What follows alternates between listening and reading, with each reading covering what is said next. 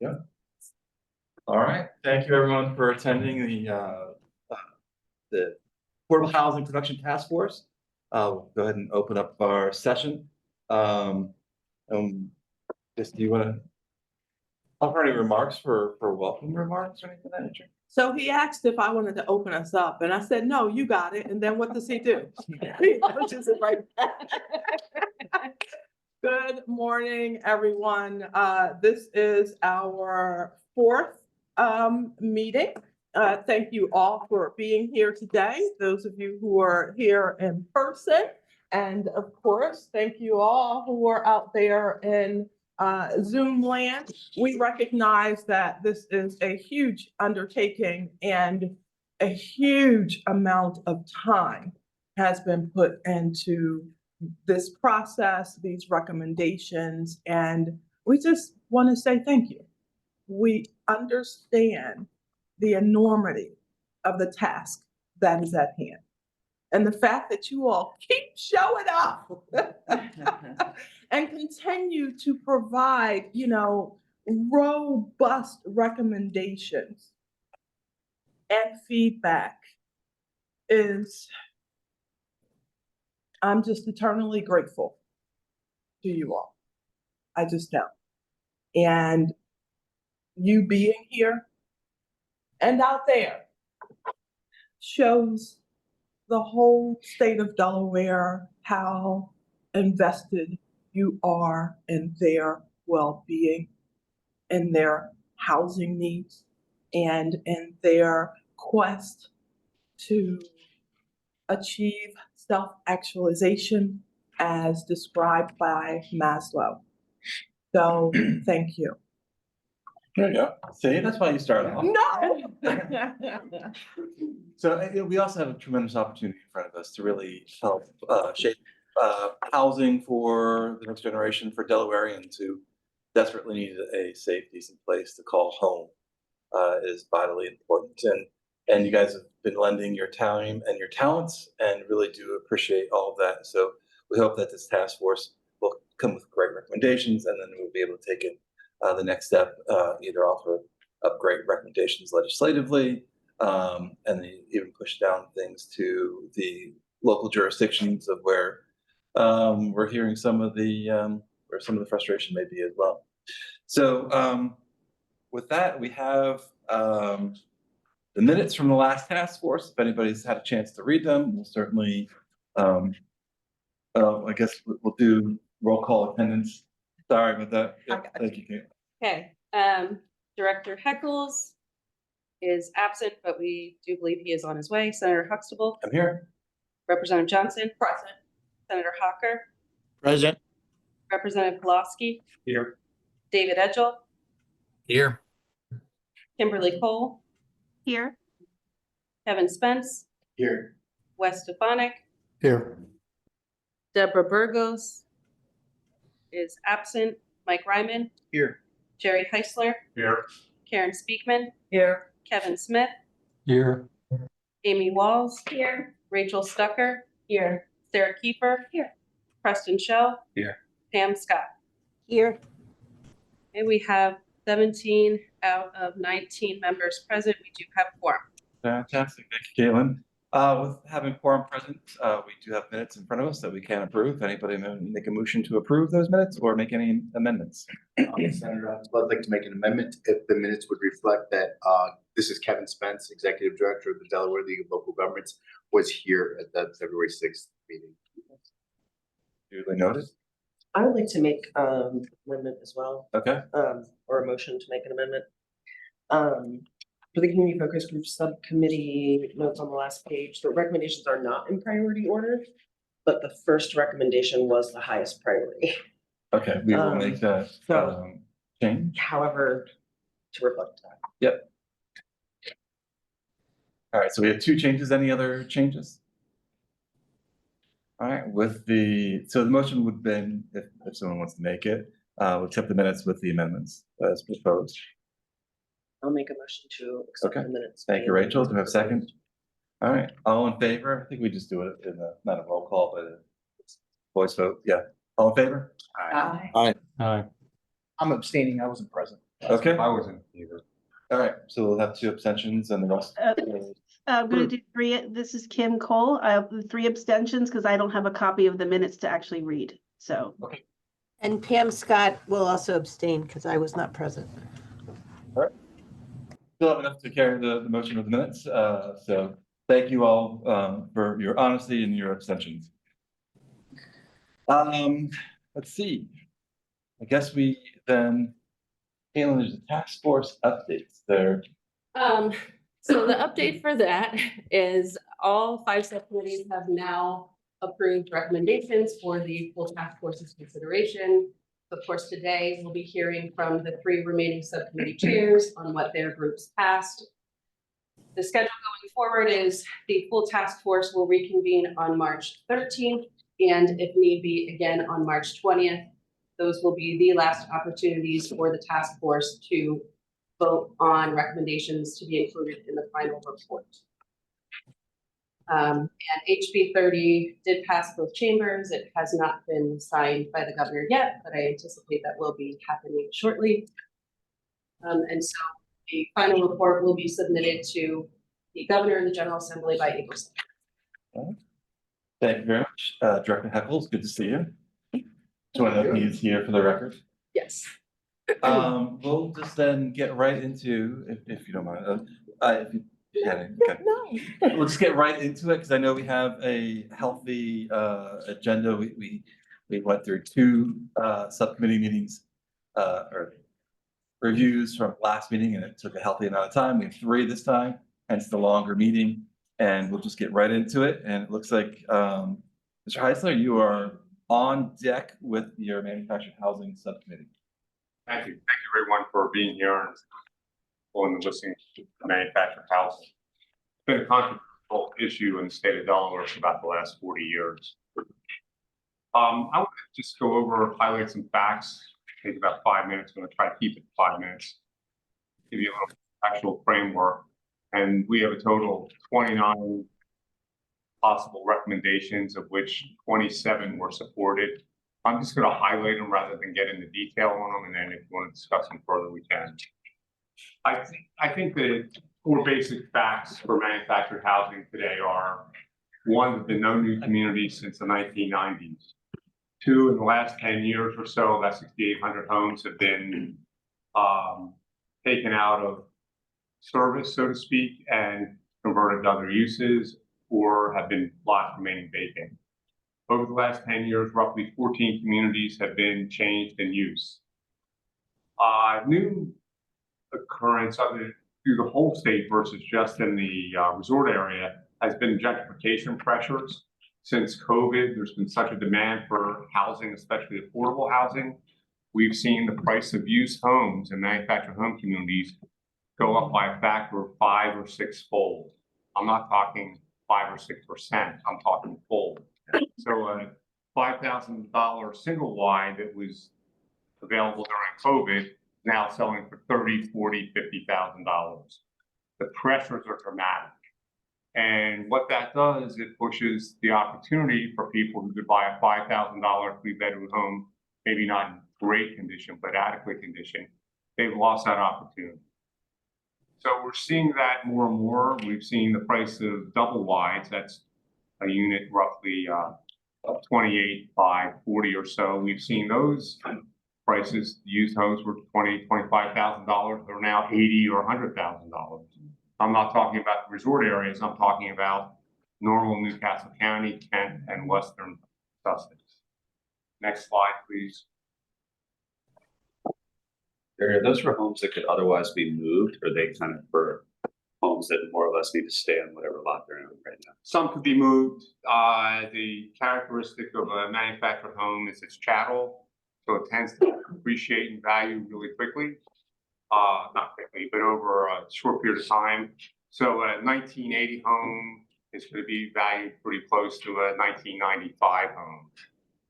But we're seeing these prices explode, and we're seeing substandard housing being bought by people because it's better than not having a house. And Jerry, quick question too, and not to belabor the point, I know we have so many suggestions to review today with the manufactured housing. But has the lot, has discussion rose regarding deeding the lot to the homeowner? Because obviously in most of the cases, the manufactured homeowner doesn't own the land. Right. Has that created any more conversations surrounding this topic? Well, in Delaware, for us to do that, we'd have to use chapter 71. Chapter 71 was written, it was a one-off right in the code, right up in the code. It's a really cumbersome code piece and it doesn't really work. Okay. I don't think most park owners want to convert their properties to a co-op type situation. They're no longer going to get the income off of it. So it's a possibility just as a concern. So manufactured homeowners and the two gentlemen back here can verify what I'm saying and will throw tomatoes at me. There's concern, number one concern is about rental increases, land conversion to other uses. So that's a big thing, obviously. Lack of investment in the communities, that's sort of changing since we changed the calculation of rent justification, and the inability of government to assist in advocacy or problem solving of the community issues. I'll give you a quick example of that. Failing septic systems. Senator Huxtable's been involved with this as well. DENREC, I'm not beating up on DENREC, but they do not take an active role in trying to coordinate the resuscitation of a failed septic system or community septic system. And it takes a lot of complaining from people to get it fixed. Or public water doesn't really get involved in water issues. So the manufacturer homeowner feels they've been abandoned by government. And this is a consistent problem. Next, please. Manufacturer landowners or manufacturer home community owners, community owners, we feel we have excessive regulations, rent justification control is been a negative for us.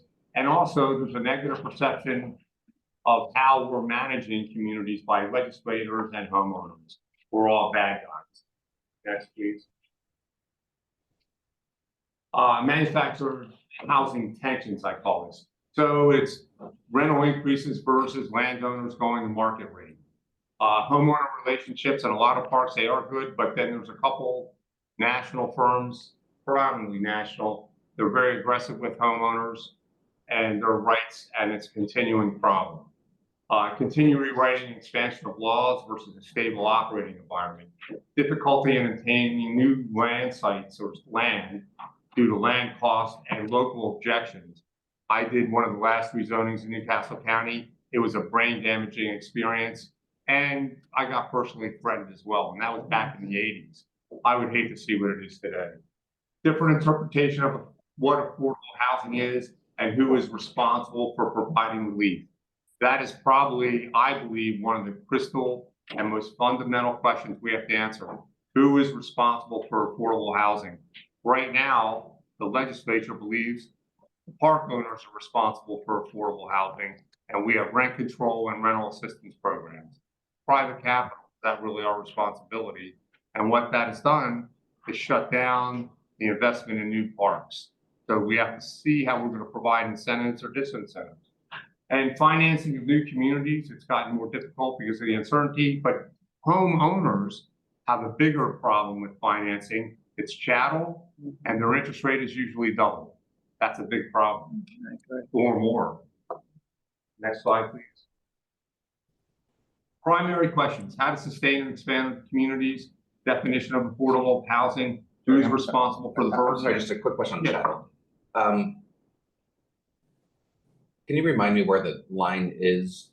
Because there are certain circumstances when homes can get traditional mortgage Yes. financing. Do you know where that line is? Yeah, it has to be on a permanent foundation, and generally the lease has to be probably 15 years longer than the mortgage in most cases. Okay. And it's called a leasehold lien is put on the home. Okay. It's not a hard thing to do.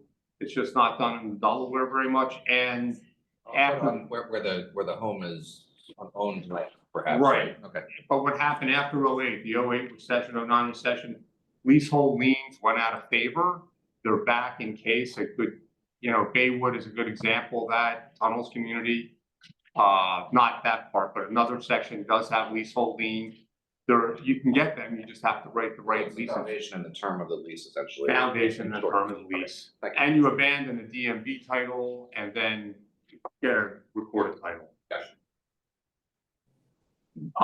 Responsibility of the burden of affordable housing, is it just the community owners or is it all of us in this room in the whole state? And how to provide additional support. One of the big challenges with manufactured housing, as with any affordable housing, you're dealing with economically challenged people. They don't have a lot of resources. And what type of wraparound services can we do to assist them in sustaining their effort to live in that community? That is a really big problem. And as they age in place, they have less capabilities to be advocates for themselves, which is a big problem. And I've actually gotten involved in our communities as well with that issue. It's a really important issue to consider. Next, please. So it's basically if the landowner receives entitlements, but we don't receive relief and rent control, then there's going to be no new communities and a decline in the existing homes. If we receive relief and rent control, but we don't get additional entitlements, there'll be no new communities, like continued closure in a slow process of communities. So the bottom line is we have a compound problem here.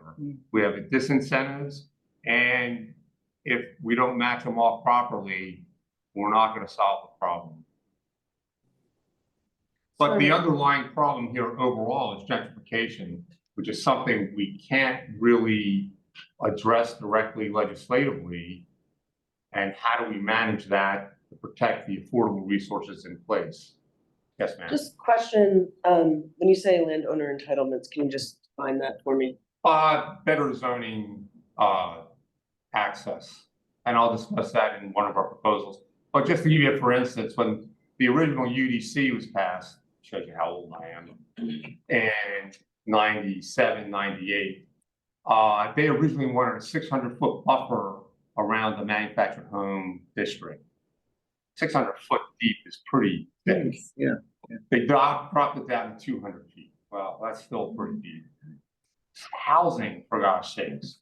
So we need to look at these things, and the codes are really, for manufactured housing, providing incredible disincentives for them. So when I see the word entitlements, I can also think of it as incentives. Or Well, all of it's about incentives. I mean, when you can't build anything of a higher density of 5 or 6 in Newcastle County, effectively, that's a pretty big disincentive. I just want to make sure I understood the language. Thank you. Yeah, put the word land use in front of the word entitlements. Got it. I think he's talking. Okay, thank you. Next, please. I'm sorry. So just some quick slides. This is manufactured housing since '76. Really, the industry began in the '40s. Delaware or? This is national. I'm gonna have Delaware in a minute, but I just want to show you up to about '98 it was really growing. There were a couple of things that happened. I'm not gonna get into details, but it just collapsed after that point for a number of reasons. And it really has never rebounded. We're beginning to see a rebound now for the first time. And that's because you can buy a mobile home in place for, $100,000, $80,000 in place in Delaware, in place in the United States, except in a beach resort area. So the net result is it's a really, really good way to put people in housing today. And the mobile home today is not the mobile home of 25 or 35 or 40 years ago. It's much different. Next slide, please. In Delaware, these are manufactured housing shipments, and we look at shipments. You can see these are the 3 states in the area. This is out of the report. It's been pretty flat. It's been down to flat, and it's now beginning to go up again. Next slide.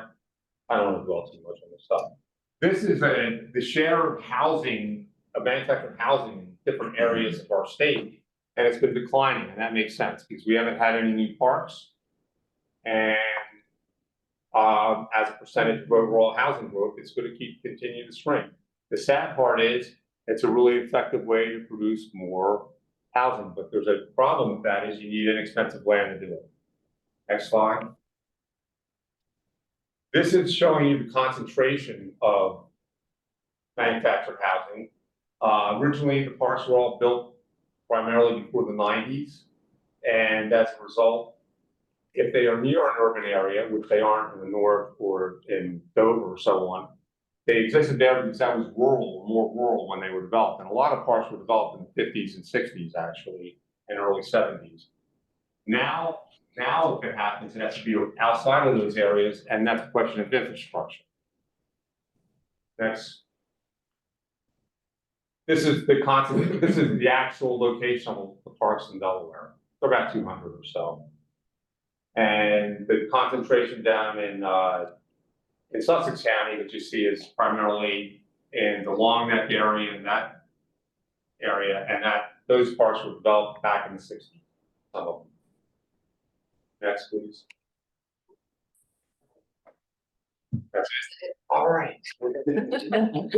So I'm just going to give you a little contextual framework. I took too long and I apologize. We'll get into our different proposals. We split them into 4 different sections. I'm gonna hand this out. This is a write-up we did, if you could pass it around, please. I am going to remind us of the, rules, I like rules, that we followed the last time that we were here together. And that take your notes based on the particular recommendation so that we can actually get through the recommendations. I know it's kind of, I know it's kind of, sorry. I know it's kind of challenging to do that, but as we go through the recommendations, write your notes down if you have a question about it later, okay? That way we can actually get through all of the recommendations and then get to your questions or comments and then get to the next 2 committees, okay? Thank you. And real quick, I have to apologize. I spent a lot of time yesterday putting all of the 27 approved recommendations on nice, pretty slides, and then PowerPoint didn't save the work. So that's why we're looking at this PDF instead of slides right now. Because any of us could have sent it back to you. I'm sorry? You sent it out to us, we can send it back to you. Right, so what I sent out is incomplete. Because PowerPoint decided to just not save a couple hours. Okay. of work yesterday.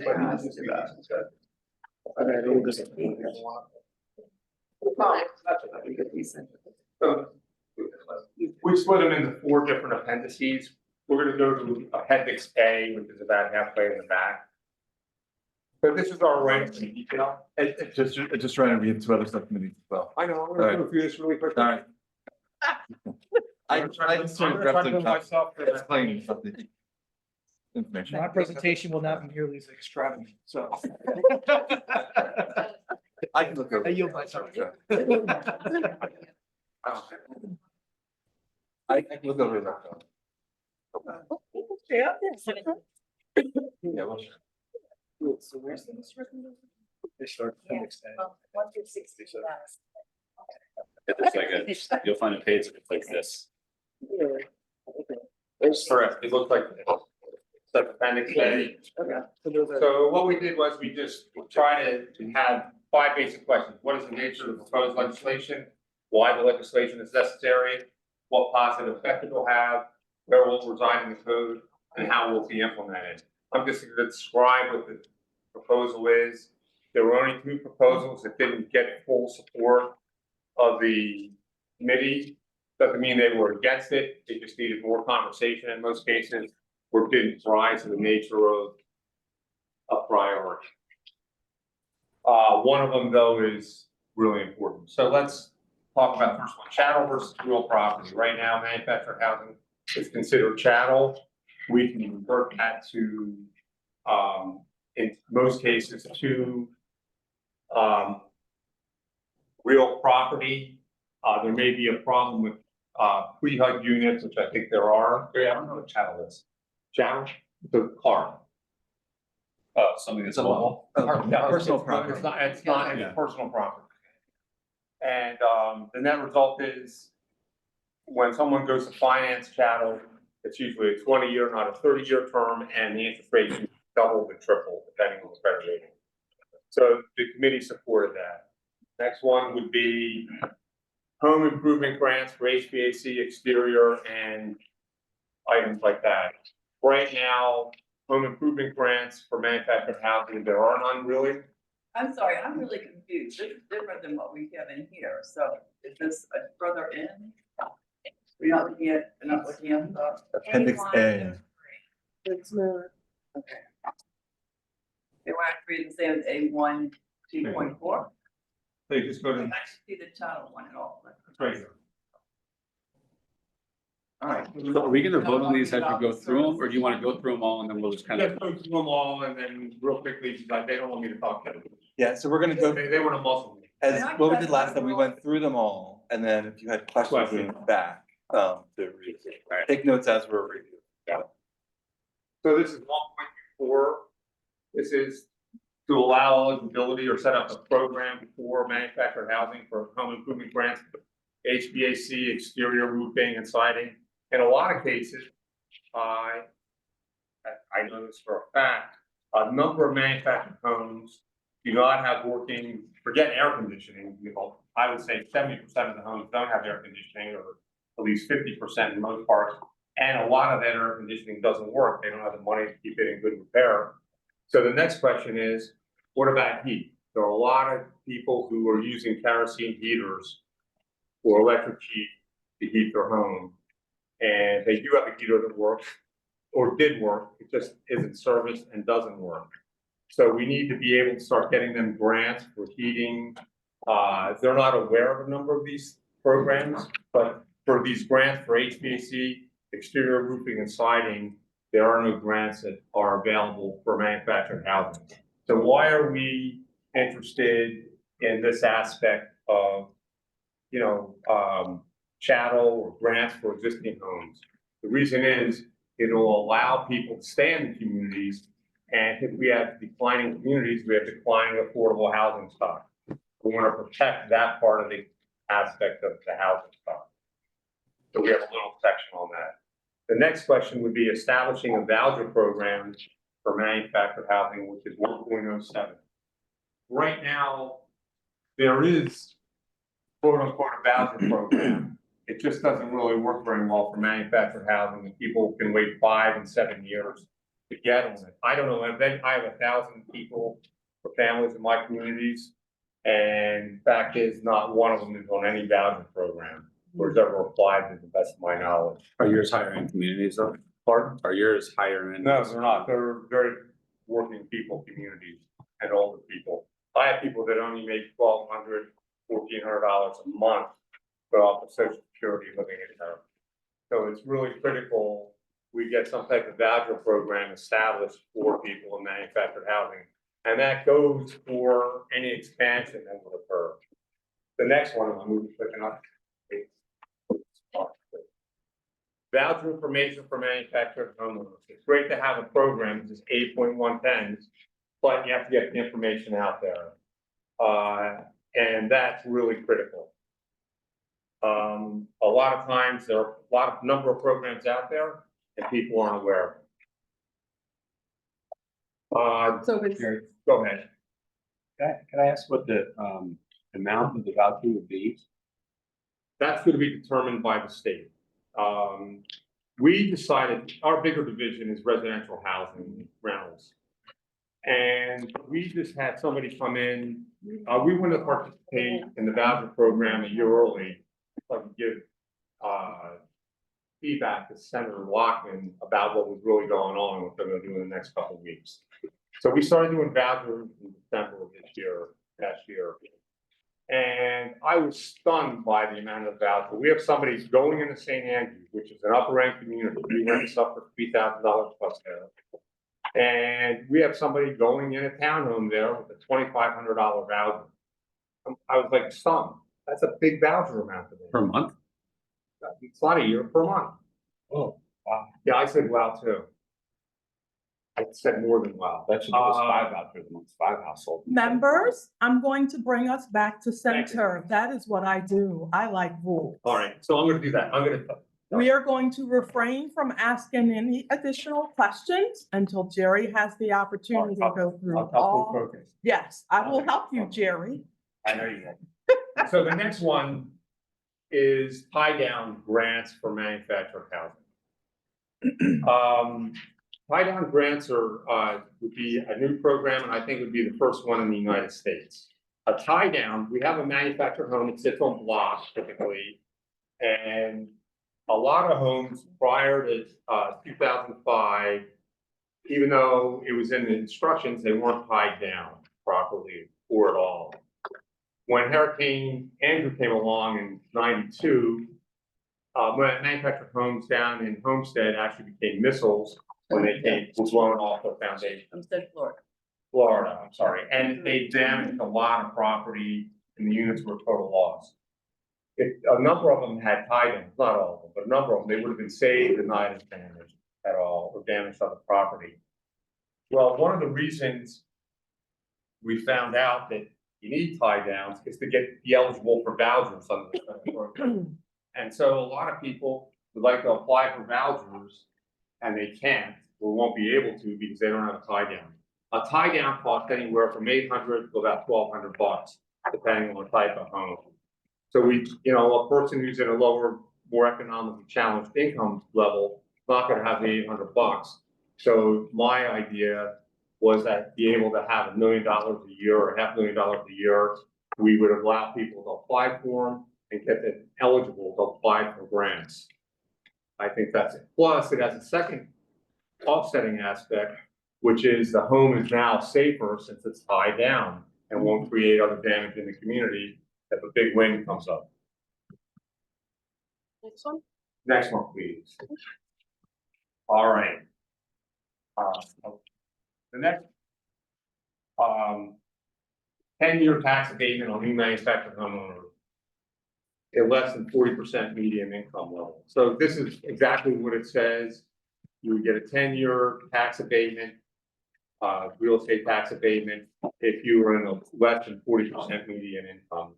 And that's something we should look at for the total process we're doing here. Next one, please. One of the big problems or complaints, and I know the two gentlemen in the back would agree with this, is that there's not enough information given at the leasing level when somebody enters a lease. So I've talked about this for years.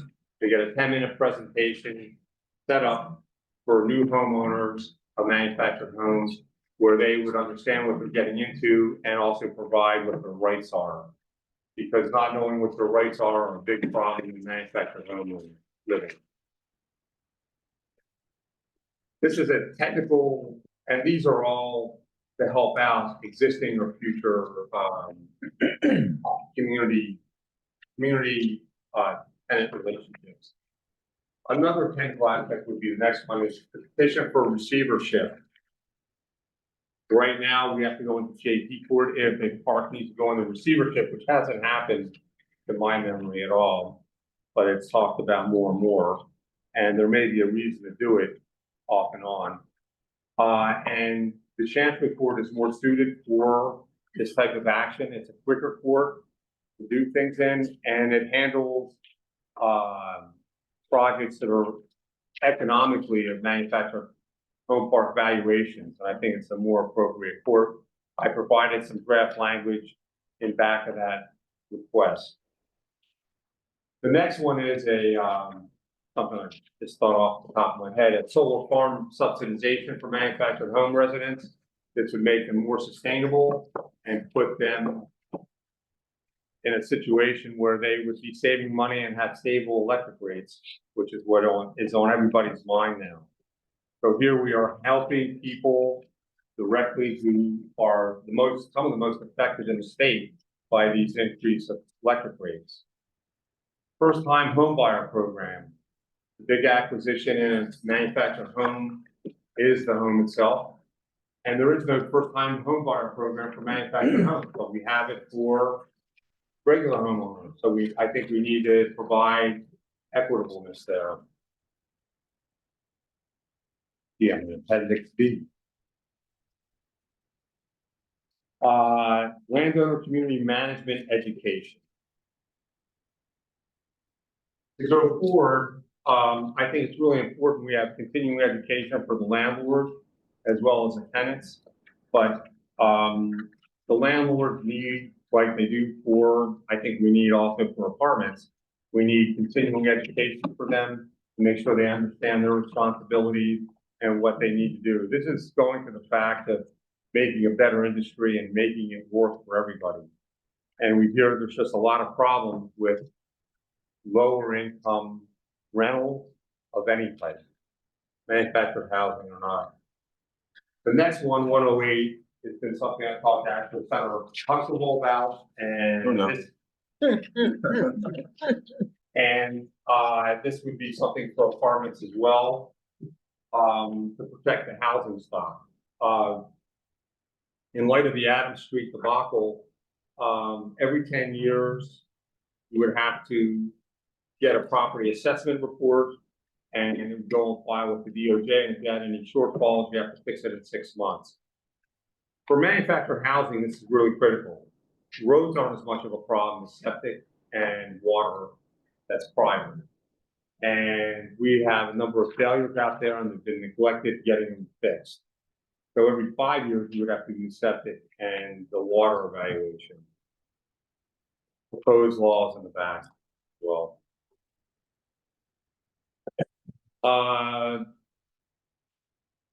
The next one was supported at the committee level. All these were supported so far, I believe, is that correct?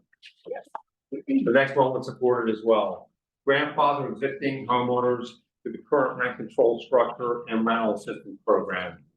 So even if there is a change in the future regarding manufactured housing, not having rent control or maybe a modified scheme, the current residents in the community would receive the same protections they have now.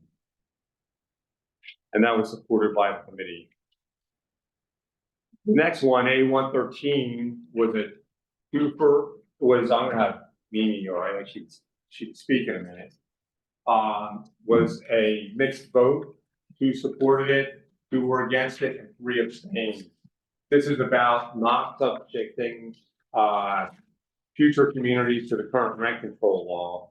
I would like to talk about rent control in a couple minutes after I get this done, because it's a big issue for us to move forward.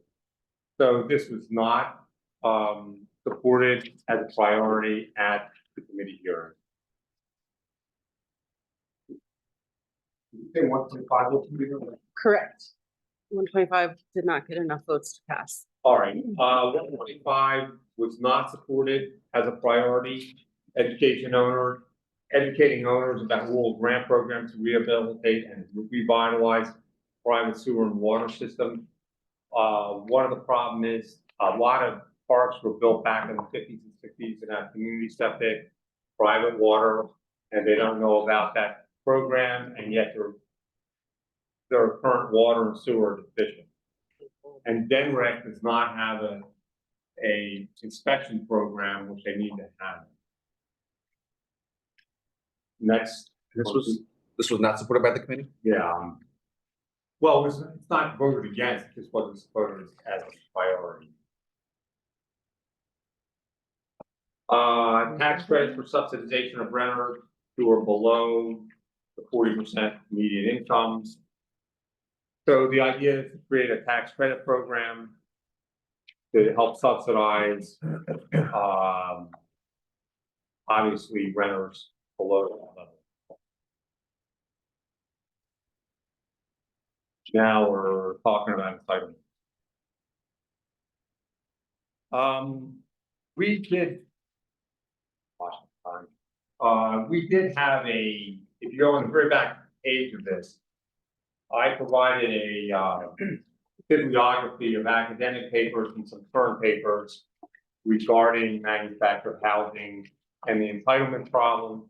And there was a master's thesis out of University of Georgia on looking at manufactured homes. It was a really good paper, and looking at architectural compatibility within a community and using that home there. And they had pictures and different aspects. If anybody's interested, I can get it to you, or you can just call it up on the internet. And it's a really great read because it shows you how they went into historical districts and could use manufactured housing within existing historical districts inside Atlanta and it had compatibility. So, but the first thing is getting zoning regulations for manufactured homes. In Newcastle County, it's a separate process. The philosophy of our discussions was it should be separate. We should be able to put it in, but there should be some architectural standards there. That was definitely supported. So, and I'm going through this with my Arusha Village project right now. Requirements for an engineering plan in lieu of zoning plan to build manufactured housing. So the idea would be there wouldn't be any zoning requirement anymore for manufactured housing. You just did a zoning plan, period. We're looking for affordable housing. If we're putting it in, then you would be able to just do an engineering plan. We get so caught up on the zoning aspect, we end up just putting in expensive housing and not addressing the needs for affordable housing. Additionally, if the land didn't have public infrastructure, you could do a community septic, but it has to be run by a third party under DENREC review, and the same would be for well waters as well. The next one, 106, is a traffic impact study exemption. If you had 20%, at least 20% inclusion area affordable housing with a medium income or less than 40%, you would be exempt from a traffic impact study. In Newcastle County, the likelihood, if you're above Route 40, finding 3 intersections in any direction being D-level service or better is almost non-existent. I think Preston would agree with that. Exemption of manufactured housing from voluntary school assessment. This is just an equitable thing. Right now, the voluntary school assessment, let's say in the colonial district, is $10,000. I put a $70,000 mobile home in. That's a very substantial percentage tax on it. If I was putting $1 million home in with 7 bedrooms, it'd be a $10,000 voluntary school assessment. Seems to be a really regressive approach to doing it. We're not going to be getting housing there. There is a 5% provision within the code on that. But still, if I'm doing 5%, that's still more than what $1 million person's paying. It should be pretty fair how we do it. And I actually sued the school districts back in 2012 about this, and I lost in federal court. I have tons of data on it that I got in 2017. I think we need to really look at the voluntary school assessment if we're going to look at affordable housing. Period. This was the one recommendation that was amended by the group. Yes. So they had amended the language to, for the exemption to apply not just to manufactured housing, but any affordable housing development in which at least 20% of the units are priced to be affordable for people making 80% of AMI or less. And it applies to the entire community or just a discounted? The entire community. And is that the same as an impact fee? I mean, is it? Yes. Voluntary school assessment. It's just in Newcastle County, but it's liable to come statewide at some point, depending what they do with it. Whether this is now or in the future manufactured home communities, there is a provision in the code to actually allow, be part of the process of selling a manufactured home community. The tenants get a bite at the apple. So 1.02 is allowing, providing for a financial advisor to the homeowner association or homeowners in assisting them in the acquiring of a manufactured home, their manufactured home. So it's a way for them to own their own park and get financial advice.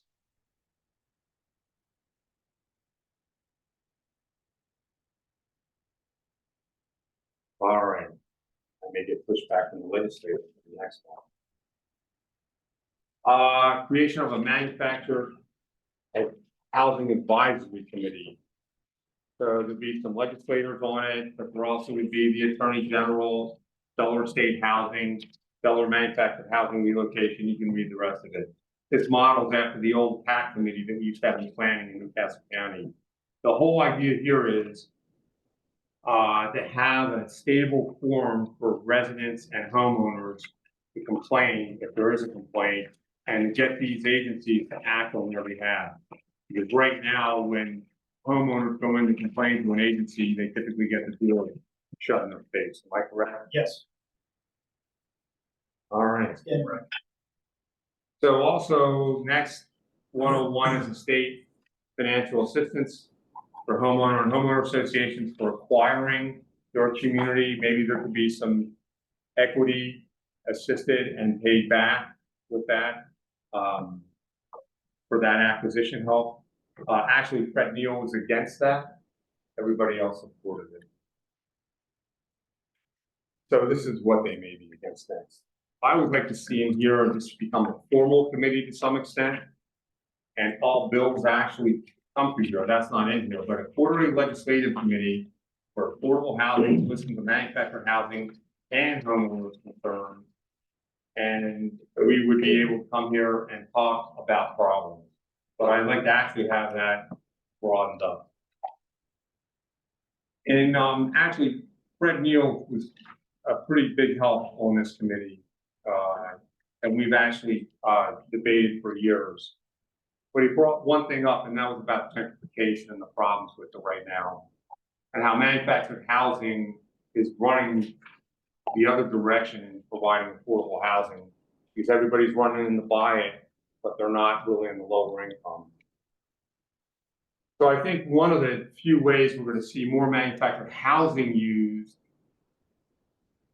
at the lower incomes is that private-public partnership. So when I looked around the country about affordable housing in general, I'm seeing more public-private partnerships talked about. And I think that has to be a broader discussion for us, and everybody at the committee supported that. This was something I just saw out west in the last 6 months.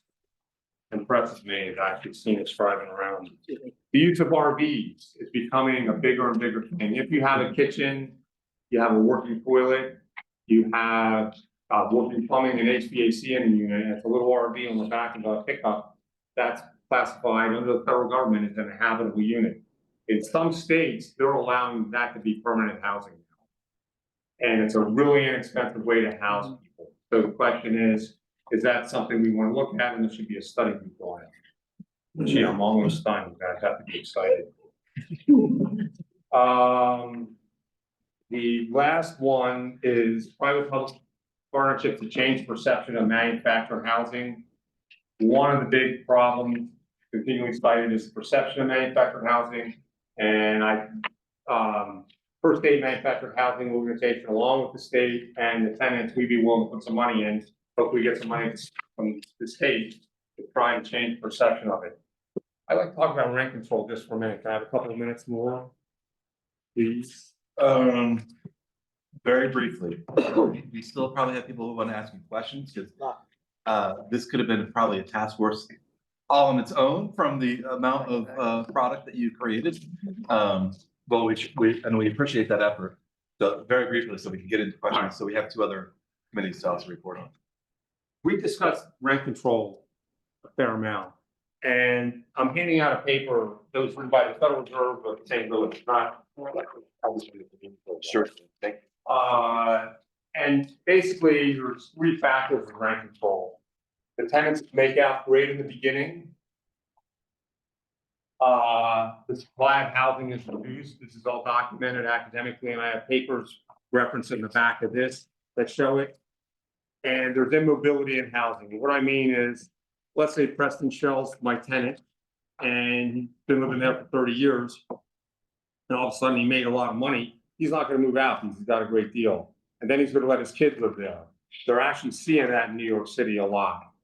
That's immobility of the housing stock, and it's a problem. So rent control helps people out in the beginning, no question about it. But the consequences are the reduction in supply of housing, 18 to 20%. And on top of that, immobility. That brought up the question for me, who's responsible for housing? You know, I didn't see the trust fund in there, did we? It's okay. Let's stick with the. All right. Go. So what came out of that was whose burden is affordable housing? Is it the park owners or is it everybody's in the state? Churches, religious institutions, universities, every homeowner in the state. And now there's another proposal in here, which I didn't talk about, which is the trust fund. That everybody would receive an assessment on their property, a very small one, but an assessment trying to raise a couple $100 million ultimately. And that assessment that would create a trust fund is set up for vouchers and grants for developers to move ahead to build affordable housing. And that's really where I think we need to focus.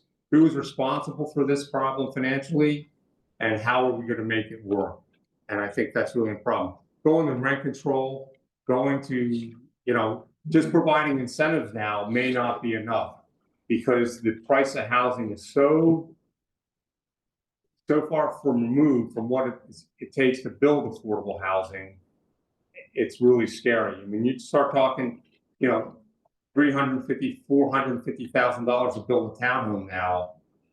That's a lot of money, and the economics just don't work anymore. We need to find mechanisms through state, through a permanent trust fund or a housing fund to make this work. And you'll see one of the proposals in here do it. Thank you. Thank you, Jerry. That was quite robust. Many of us have been meeting even overtime for all. So just want to give opportunity for task force members to go back if there's anything that any of the different enumerated things that he suggested. If there's any questions on any of them, it's your time to weigh in. I have questions. Sure. So A121 wraparound support services, do we skip that one or is that I not, skipped it by accident. is that a recommendation from the committee or something that wasn't? No, it's a recommendation from the committee. I must have messed up some pages in there, but No, that's okay, I just want to make sure. yeah, the wraparound services has to do with providing basic supplementary, non-financial services to people and information. I have a really general question. I'm sorry for not, so all the information you provided about manufactured housing was really helpful. What is the current logic for why, so I think changing manufactured housing from chattel property to real property, what's the logic for why it is currently chattel property? Like the economic. Oh, why? Because it is chattel.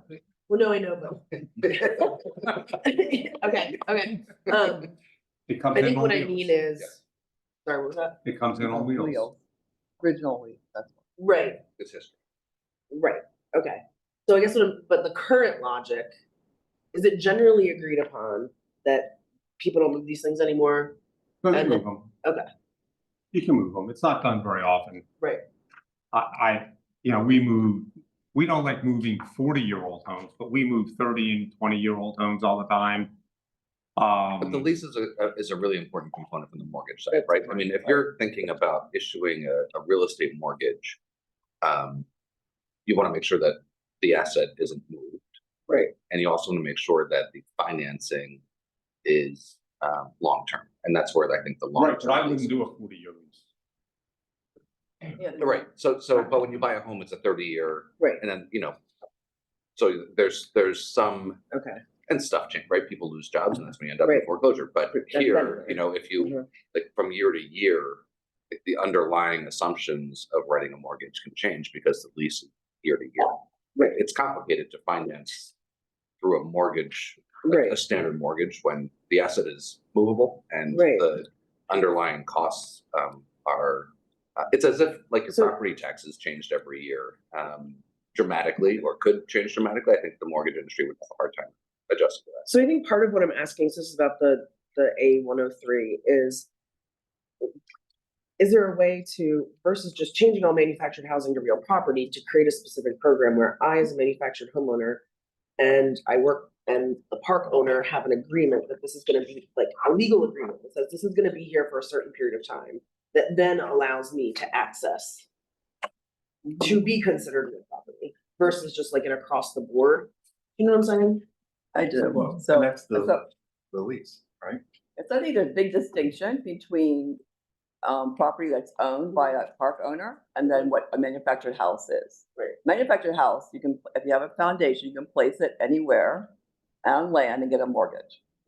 basically, because now the standards are pretty good, are good now for manufactured housing.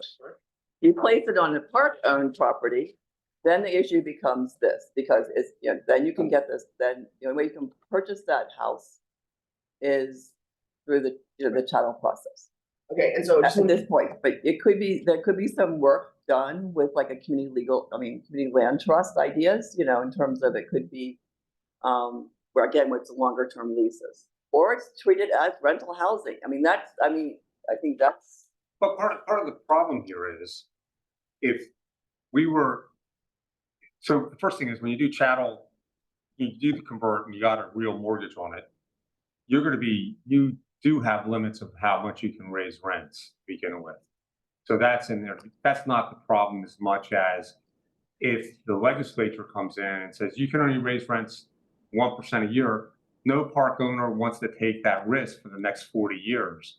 So somehow the legislature has to set up a program that, and it is carved out now if you do a 40-year lease, but we don't have that confidence as landowners that the legislature is not going to go in and meddle with our contract. And as a result, nobody's willing to do it.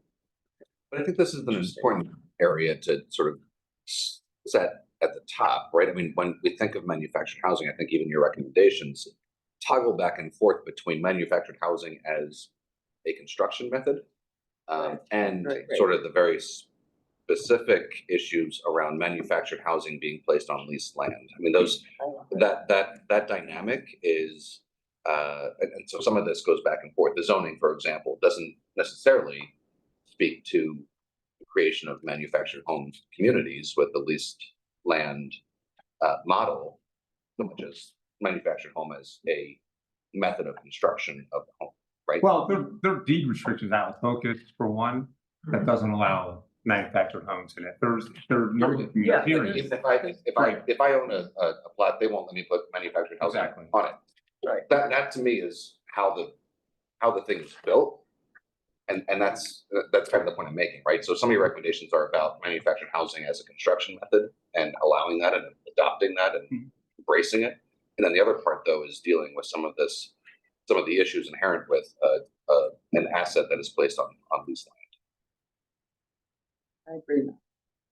And so a lot of the proposals are really crossing both of those. So I think you may have to take some, except like treat them, let's treat it, the construction is, we'll just treat it as affordable housing, and anything that we decide as far as planning and other steps would apply to it. But if it's that, then separately, I think we've discussed park ownership and leadership and these properties and how we deal with that and some of the specifics that you're. But it's all interrelated from the incentive point of view. Unless you solve these problems, you're not going to get any new communities. No, I don't disagree. I'm not disagreeing with that. I think if we could, as we go through these proposals, that we looked at them, and this is dealing with, all these deal with the leased property or parks situations. And these are the ones that deal with a manufactured house. So Distinction. currently, if I purchase a piece of land in an existing neighborhood that's available or whatever, and I'm not in a park, I put my manufactured housing on it. I'm on a fee simple lot on a permanent foundation. I am not currently treated as real property. You would be treated as real. And I think that, so, So I think that's what's, yeah, I'm sorry. Most of his comments had nothing to do with that scenario. but that's what this one specifically says the legislation would allow for that. So if that's currently allowed, I'm just confused now. It's not allowed on every That's not the lot. methodology of construction. Construction. The problem is it's not allowed on every lot. Karen, Some was towns- Every lot. Karen, was your recommendation? Sorry. Did you consider to say that you would recommend that we sort of break this out into the two different Yeah, areas? yes, In terms of how we're thinking about these, and some of them do cross over, but right. more of them applied to Right, sort of I- the community setting versus manufactured housing as the construction method. Yeah. I think that would make a lot of sense. I think that would clarify. But something. you would probably see modular housing before you see manufactured housing thrown on lots. That's the whole thing. Oh, and I agree, right? Yeah, I mean, you I wouldn't- tend, you may save some money in manufactured housing, but there are, The cost savings is more modular, saying, is that what you're saying? no, modular is actually more expensive. Oh, The difference is the code, since you're under the International Building Code, more mortgage companies are gonna be, oh yeah, you're doing that. The minute you mention you're under HUD code, people, I understand antennas what you're go up, saying. I so get what you're saying. people. And some deed restrictions for manufacturing housing also apply to modular housing. People say we don't want either. of Either, them. we don't want anything. Yeah, which is- Manufactured in a, built in a factory. We need to allow for more flexibility and, yeah. Well, that should be illegal, in my opinion. To make that distinction. Right. That's sort of Well, then you get The the, building codes and all the other fun stuff, so I mean. no, you would still have to follow the code, but I think it should be illegal to say, I don't want a factory built home in my Yeah, community. I agree. So I think, yes, I think we separate some of those recommendations into those two pots. Well, some could Yeah, I easily think go I'll into consider it. just construction related and some other things that Mike's gonna present. And And even the tax zoning abatements, stuff. for example, I Yeah. can see that applied. Well, that's the Range first of time small owner businesses. and all that other stuff, yeah.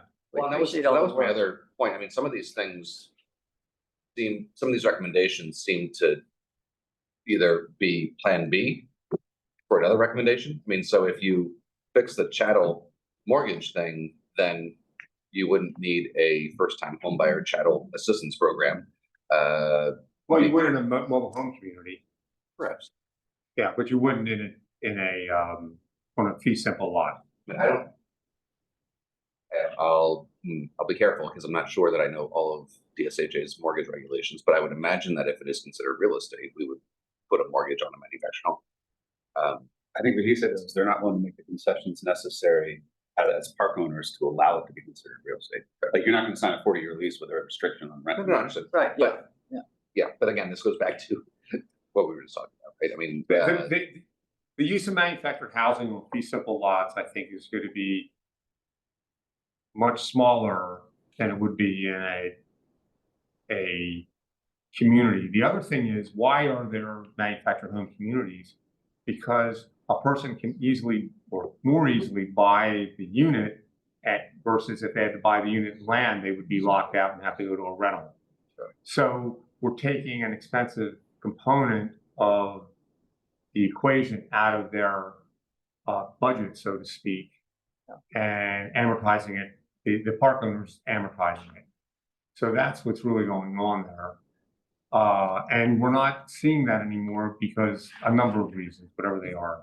The question is, do we want to reinvigorate that, and how do we reinvigorate it? But the overall problem is, and I've talked about this a couple of times in the last couple of weeks, that we can't, if you were to build a truly affordable manufactured home park today, the land and the site work would not be part of the cost the tenant would have to pay. It would have to be granted out, or somebody would have to subsidize it. Because a lot for a manufactured home community today, it's $80,000 to $100,000, land and site work and everything else, off-site improvements. So if we had to put that in there and you were buying just $100,000 home, the site work's almost the same price as the home. So it just doesn't work. You're not gonna get low off rents. And so we have to come up with a different paradigm for this process now. But that also is the same paradigm problem we have for traditional affordable housing on stick built. So the question is, how do we approach it? And Jay, with the rents of, I don't know what the variety of rents are in this in this industry, but you have some you're hearing it's over $1,000. I mean, they're paying for the land. You know, the tenants are Correct. paying for the land and the improvements. Well, the fact is, unless it's existing and not new housing products or dwelling units, it's all going to be expensive today because the cost of housing. If you build an apartment today, it's $300,000. And we can't, the state has to come in somehow and start, or somebody does, subsidizing it. The difference with manufactured housing is the rent controls were put on after the fact. If we knew it beforehand, stuff would have never been built. So the fact is, if we put rent controls in or any type higher impact fees into place, stuff isn't going to be built. So how do we handle it? I'm going to transition from this subject because I think we're also flooding into probably the regulatory Go right ahead. because there's similarities here. Anything else on the other recommendations regarding manufactured housing. Yes, I'd like some more clarity on the voucher program and how you see that going and where they originate and just the general background. So the idea I put forth to the committee was that there be some tax on every property in the state of Delaware. Additionally, let's say it was $150 million. I'm just making numbers up now to scare people. The state would have to put $150 million in, so we'd have $300 million in a fund of some type, of housing fund. I'm just allocating it imaginary now. 50 million would go for grants to develop new housing. $250 million would go to vouchers to help people 40% below, and it would be very progressive, meaning people at the very low end of it, seniors who are in the 20% level, and there are plenty of them out there. They would get a bigger voucher than people at the 40% level. It's all about housing security. And I have a couple books on this. The best one's about the Mount Laurel decision, written back in 2013. And they did surveys of the impact of housing insecurity. And it's just amazing how a voucher, even $400, would help these people who are in the very low part of the economic spectrum. And we have those people in manufactured housing. I don't have them in my rental units, but in manufactured housing we do, who are living on $1,500 a month, which I don't know how someone does, to be quite candid, but they do. And we need to give them that buffer there, but we also need to give them wraparound services. So it's just not the voucher. We need to get them more assistance through V-chips that they're for some reason not taking, or how to fill out Part B of their Medicare or Medicaid issues, and so on.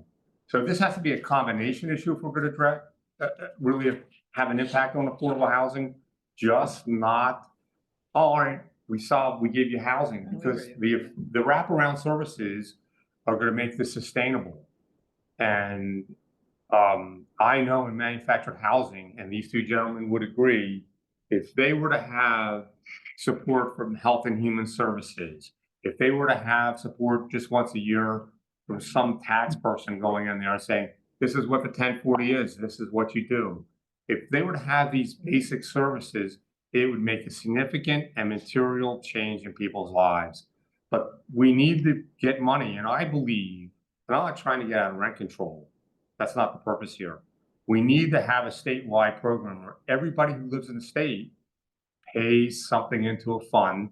So even the manufactured house would pay something. But remember, if we have the proper assessments, that's a very progressive idea, because the millage rate is going to be based on your assessed value of the property. And the higher the assessment, supposedly the more you can afford. That's basically a very simple thing. And we could make a very substantial change and be leaders in providing housing and assistance to people to mitigate the impact of housing insecurity. And this affects happiness, education, survivability in a life. It is really impactful. Rachel, did you?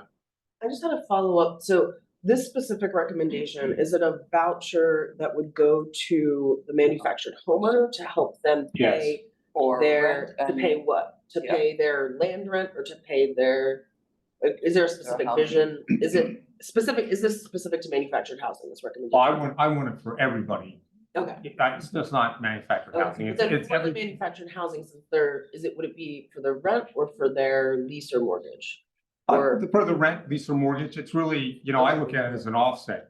Got it, A person gets Yeah, $1,500 a month. If I they get have what you're saying. $500 in rent, they're gonna get. They should pay 30% of their income for those. It's basically Yeah. budgetable at that point. got it, Yeah. okay, got it, that's not. I don't think we're Got it. being prescriptive in the language of the voucher. Right. Got it, okay. Yeah. Just, mentioning that vouchers are necessary. On A124, home improvement grants for HVAC, energy, everything exciting. I personally experienced this, and actually, the SHA does have a program that does help address some of this stuff, and we actually passed the home repair modification fund that would could include this already. For manufactured housing? Yeah, it's, so you have to be the owner of that, not the renter of it. And that's sometimes the issue as far as that person providing evidence that they actually own it, because there'll be a transaction where they buy it. But then that transaction, might be free off the original owner, and that title has never been passed. So it's hard sometimes to prove you're the actual owner. So that's the difficult issue. But it is eligible as if you are the owner of the manufactured house. That's why, but that's why we want to have an education program as well, because I won't call it a secret program, but the problem is people don't know about these programs. The number of calls we got, people knew about these programs. Yeah. But we can always still obviously make it. Doesn't mean that more should know about it, right? Yeah. And Thank then it's up to the General Assembly also to help fund it a little bit more robustly than we have. That's why we created a pot of money for the General Assembly. And those who are downstairs right now, who are debating about the budget, could invest some more dollars. Thank you. Yep. Yeah, but I do hear you as far as, DENREC and other things like that. I mean, failing mobile home parks, we need to resolve in some manner. In terms of water and sewer. And I think we should probably transition to Dave Edgel. He is the next on the regulatory and permitting subcommittee. Dave, I know you are not here in person, you are on Zoom, so please take it away. All right, good afternoon, everybody. Can you hear me okay? Okay. Yes. All right, very good. Always happy when Zoom seems to work. And we have slides. So Caitlin's got the PowerPoint up and running. I just wanted to, again, we didn't do exactly what Jerry did. So, kudos, Jerry, great materials. I was following along. I think there's some overlap here in these recommendations, and I'm hopeful that when we get through all the subcommittees, we're able to kind of see the synergies between the different subcommittees and come up with some good recommendations overall. But I'll start by really thanking our subcommittee. We had a very active and engaged subcommittee, and that made it really easy to be the chair because there was no shortage of ideas and certainly a wealth of experience in this group. And, the group included, they're there on the screen, but Suzanne Laws from DelDOT, she focuses on expedited permitting. Sarah Kiefer and Char Padibanda were Kent County, Newcastle County planning directors respectively, and they represented our local government perspective. And both those counties have made great strides in zoning reforms in their own right. So they were very valuable members. Mike Ryman with the home builders and John Horner with Shell Brothers clearly represented the building industry. And Sean also represented that with Leon Wiener.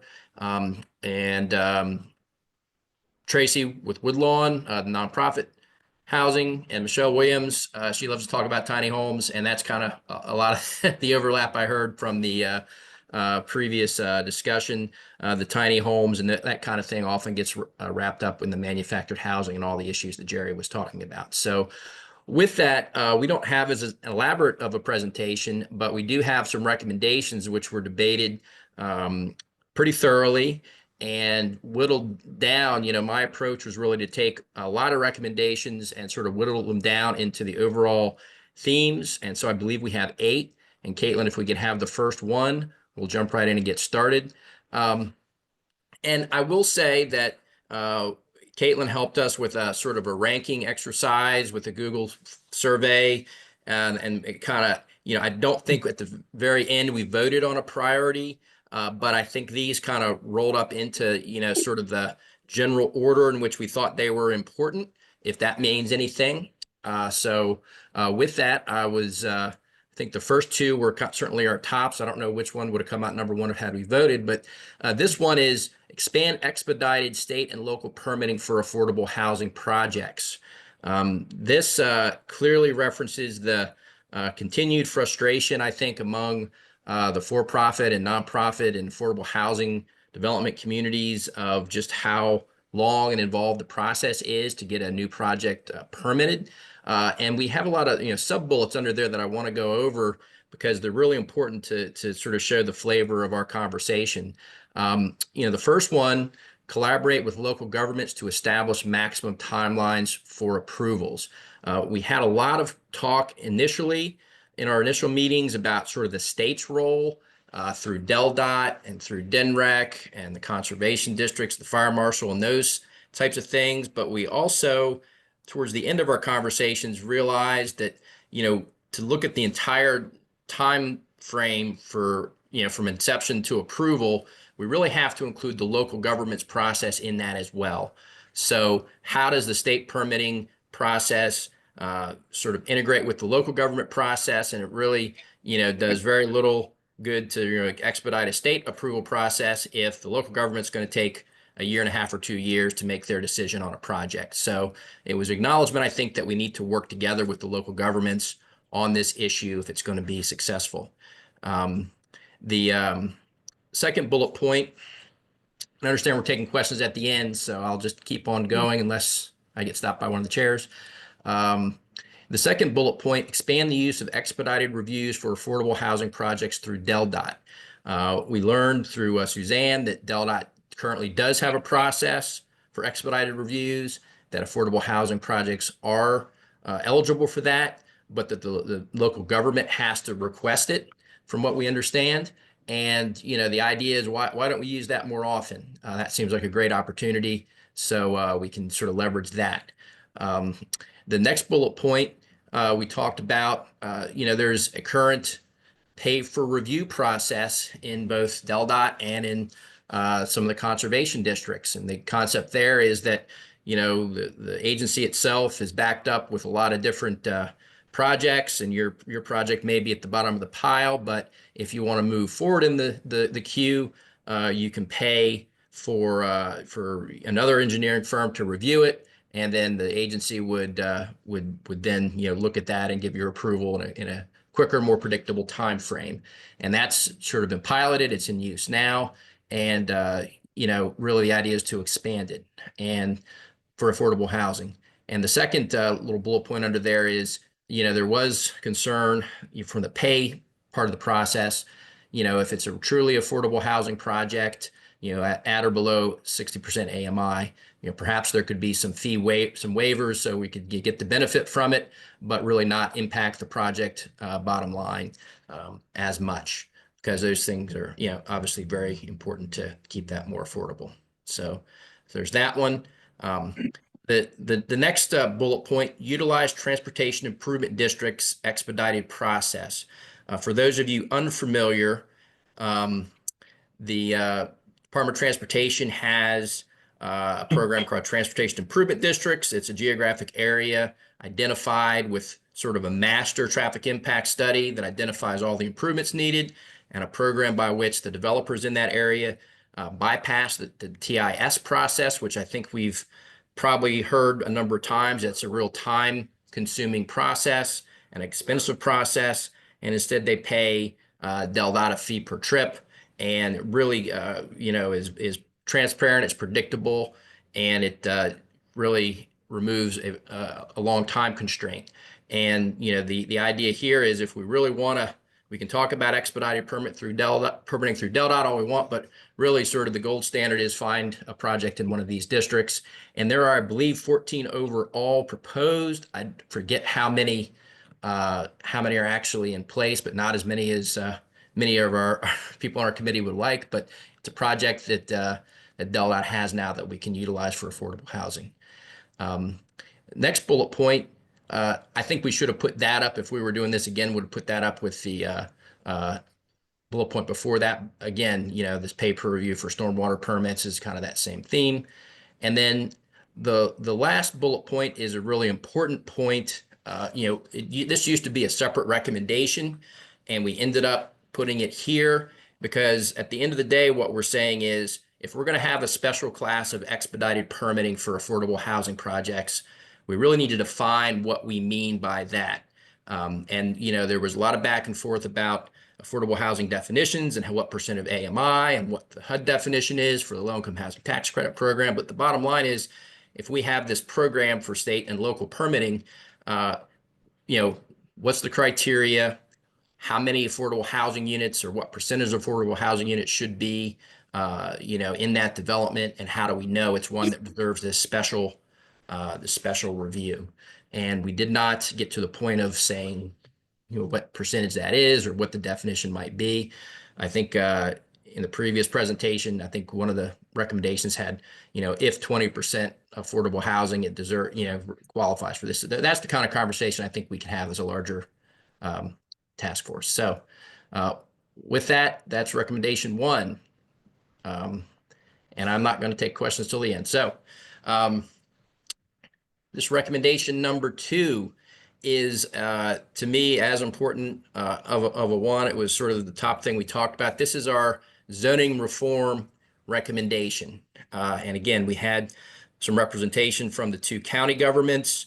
They represented our local governments. We had representation from the building community, the affordable housing community, and everybody sort of had an acknowledgement that, yes, zoning is a problem. Zoning is too frequently, low density single family housing is sort of the default norm, and that it is very difficult, if not impossible, to find a property to build a, missing middle or a more dense or an apartment style project that is properly zoned without the need to go for a rezoning or a conditional use. What happens when you have to go through rezoning or a conditional use at a local government? There's an opportunity there for the local government to have a discretionary review of that. And depending on what they hear from the neighbors and the community and the not in my backyard NIMBYs, the feeling was that's a very high bar, and oftentimes projects go through that process only to be turned down. And from the developers on our group, they sort of had this, have shared this experience and explained that this is really why they really just build single family housing, because that's the path of least resistance and the predictable path, and the path that, why risk getting turned down after a 2-year process and hundreds of thousands of dollars, and we can just do what's the standard. So how do we change that? The recommendation here: implement a zoning reform framework that provides incentives, which are carrots, and enforcement, which is sticks, for local governments to change this practice. Such a framework would establish statewide minimum requirements for local governments to follow, while offering local governments a menu of options from which to choose. The minimum requirements should include density, bulk standards, and the development of an administrative approval process for by right projects. So the important point here, we have a lot of debate about, should this be a mandatory program or something the local governments can opt into? And sort of we leaned on should be something that's mandatory, but give local governments an opportunity to have multiple paths or multiple approaches to achieving consistency and compliance with that program. And under implementation, we sort of settled on that this would require some legislation, because right now local governments have the land use and zoning authority under Delaware Code. And it would require some legislation. It would then require local governments to implement through their land use and zoning ordinances. And then there'd be some way for the state to enforce compliance with it. And that is recommendation number 2. And if we can go on to recommendation number 3, this one revolves around surplus state-owned property. And the overall theme of this is that, the state has a lot of property and a lot of, certainly a lot of uses on those properties and facilities, but there should be some way to find out if there's some property which can be surplused and used for other purposes, including affordable housing. And the way this is written, there is currently something called Surplus Property Commission. So it really tasks that commission and the agencies with reviewing their real property holdings and identifying which, if any, properties will be suitable for affordable housing, create a process to enable development of those properties into affordable housing. I will say that in the time since we wrote this recommendation, there has been some internal discussions about this, and in fact, there is a study going on for University of Delaware that's related to this. Sort of identifying, a framework and a rationale for how do we identify which properties could be surplus and used for a different use. So there is some activity on this, but it is certainly a recommendation that we felt was important in our subcommittee. So moving on to number 4. All right. Here's one: create incentives at the state and local level for the private market to redevelop parcels, including commercial and office parcels, into residential housing. This one came up sort of later in our discussions, but is a good one, and spurred partially by, Newcastle County was represented on our subcommittee, and they have an ordinance now that talks about redevelopment in commercial corridors and has an affordable housing component in that. The idea that vacant and underutilized commercial properties could have a new life as something different, and that something different could certainly be something that is more residential or mixed use, and make use of the existing infrastructure there, the existing road network, the existing water, the existing sewer, possibly even the existing buildings, and turn into an additional place that would be perfect to build in some residential where residential was not there before. So that's where the theme of this one goes, and I think it's also very relevant in sort of urban areas, downtown, small towns, where we've got a lot of uses that perhaps could be renovated and revitalized in addition to our commercial corridors. So that's where this one came in. And again, this is being done all across the country in different ways, in different size and type of places, and we thought it would be good for Delaware. So I'm going to move on to number 5. This one, recommendation 5, investigate the feasibility of allowing affordable housing projects to take advantage of the Site Readiness Fund and the Transportation Infrastructure Investment Fund, and if not feasible, create analogous programs. For those of you unaware, these 2 programs are related to what we had called the Ready in 6 program, which is the idea of getting economic development program or projects through the process quicker. And the Site Readiness Fund, for instance, is managed by the Division of Small Business. And what that does is it provides funding to prepare shovel-ready sites for economic development. And the Transportation Infrastructure Investment Fund is pretty similar. Suzanne Laws actually manages this fund through DelDOT, and it provides money for economic development sites that would offset the cost of needed road improvements like turn lanes and traffic lights and road widenings and things of that nature. So that cost can be upfront and reduced. And the idea was, if we're doing all this for economic development, why don't we also do it for affordable housing projects?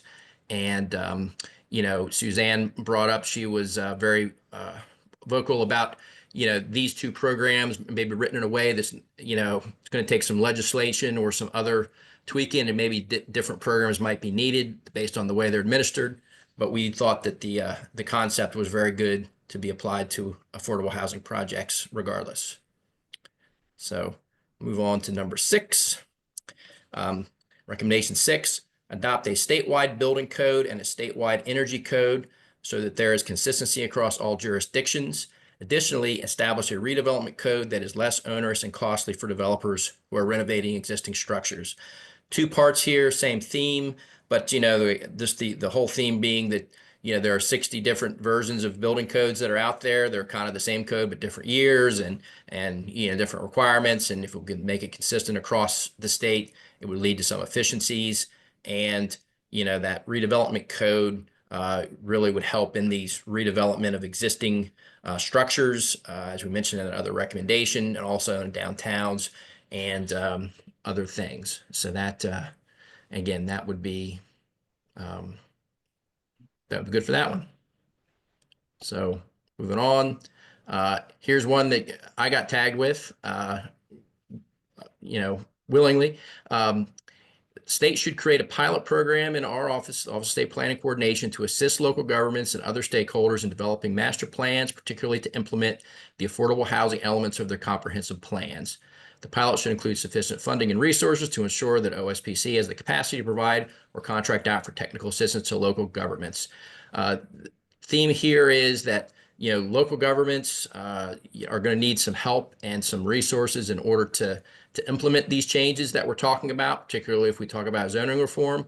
But in addition, really I think we heard this in Jerry's discussion about the manufactured housing sites as well. It's the more we can make sites for affordable housing shovel ready, go through the process of figuring out the zoning, figuring out the infrastructure, the utilities, the transportation, and even preparing those sites and making those improvements ahead of time makes it all the more likely that an affordable housing project can come in and be successful on those sites. And that's, local governments have a huge role in this, but they're going to need help in doing it. So that's the theme of this recommendation. And I think we have one more, maybe two more. This recommendation 8, update the comprehensive plan requirements for housing to ensure that local plans have accurate and current housing data, and that implementation and zoning reforms are supported by data and goals in local comprehensive plans. Additionally, the plan should include sufficient land identified for housing and sufficient densities to meet the housing needs of the community.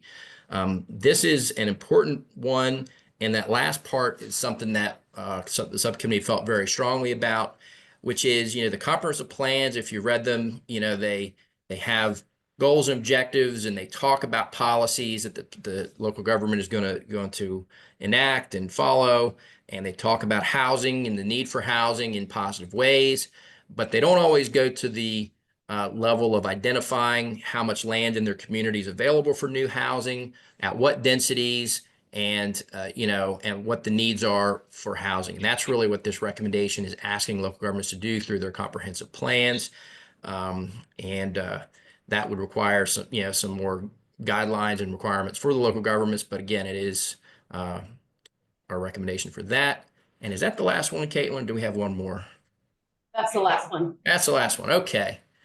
I thought so. So with that, I will take any questions. And of course, we have had an awful lot of back and forth on all of these, and my committee members who, I know Mike Ryman's in the, I think you see him there, I think. We have some others on the line, so we'll certainly have a conversation. So anyway, questions, comments, thoughts? All right, we have one hand up. We have two, but we'll go with Mr. Shell first, because his hand came up first. I just have advice on the very first one. When you talk about expedited permitting, make sure you're very specific as to what that means. I've had a couple situations where we've done something and the code said, if you do X, you get expedited permitting. And I've turned to that agency, or one time it was actually a municipality, and said, I'm supposed to get expedited permitting. And they're like, well, what does that mean? And so I don't know, but it says right here. And I'm like, well, do you want me to put it in front of all these other people that have been waiting? The long story short is, because it wasn't specific, like it said like 30 days response time or whatever, I didn't get expedited permit. So just make sure when any legislation is written on this topic, you are very specific as to the time period an agency has to respond to an applicant who's supposed to get expedited permitting. Yeah, thanks, Preston. Just that first bullet point, I think really bears that out, that we, again, what's the maximum timeline we're talking about? That really, I think you've even brought that up at one point. So agreed. And are you just clogging up the top of this, the top of the list then too, right? I mean, Yeah, well, if that pay thing happens, we're all gonna pay, and before you know it, everybody's paying. So it's just the same pile from one side of the desk to the other. Well, I don't really agree with that, because part of the way the pay for review piece works is that you're bringing in third party to help with that workflow. Good point, good point. So that's the whole purpose of pay But for. then what happens is it gets to them and they still need to review it, and then they'll sometimes take 30 days to look at that other engineer's report. But and they say, well, I have 30 days. And now we're on this topic. One thing that really bothers me that you guys need to take back to the state agencies. This is once again happened 2 or 3 times.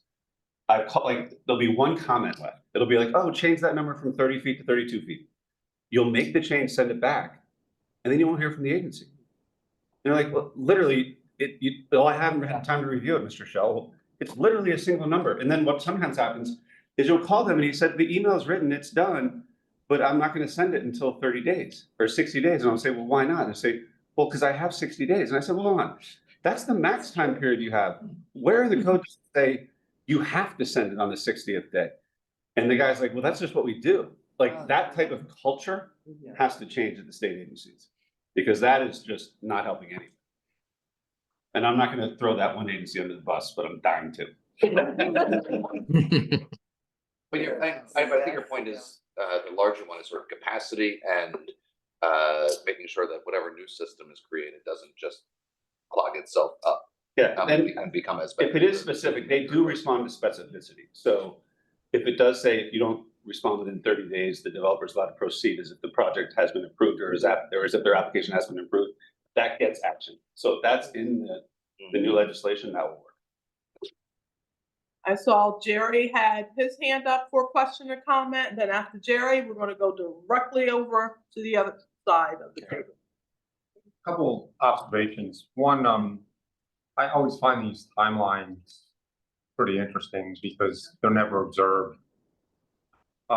Newcastle County has them and the state has them. And we usually get things back when people want to send them back. You probably have that same experience. So we have penalties in life, so I like to know what can be done, that there's a penalty almost, because there are a lot of times things just hang out there forever and never get done, and it seems unfair.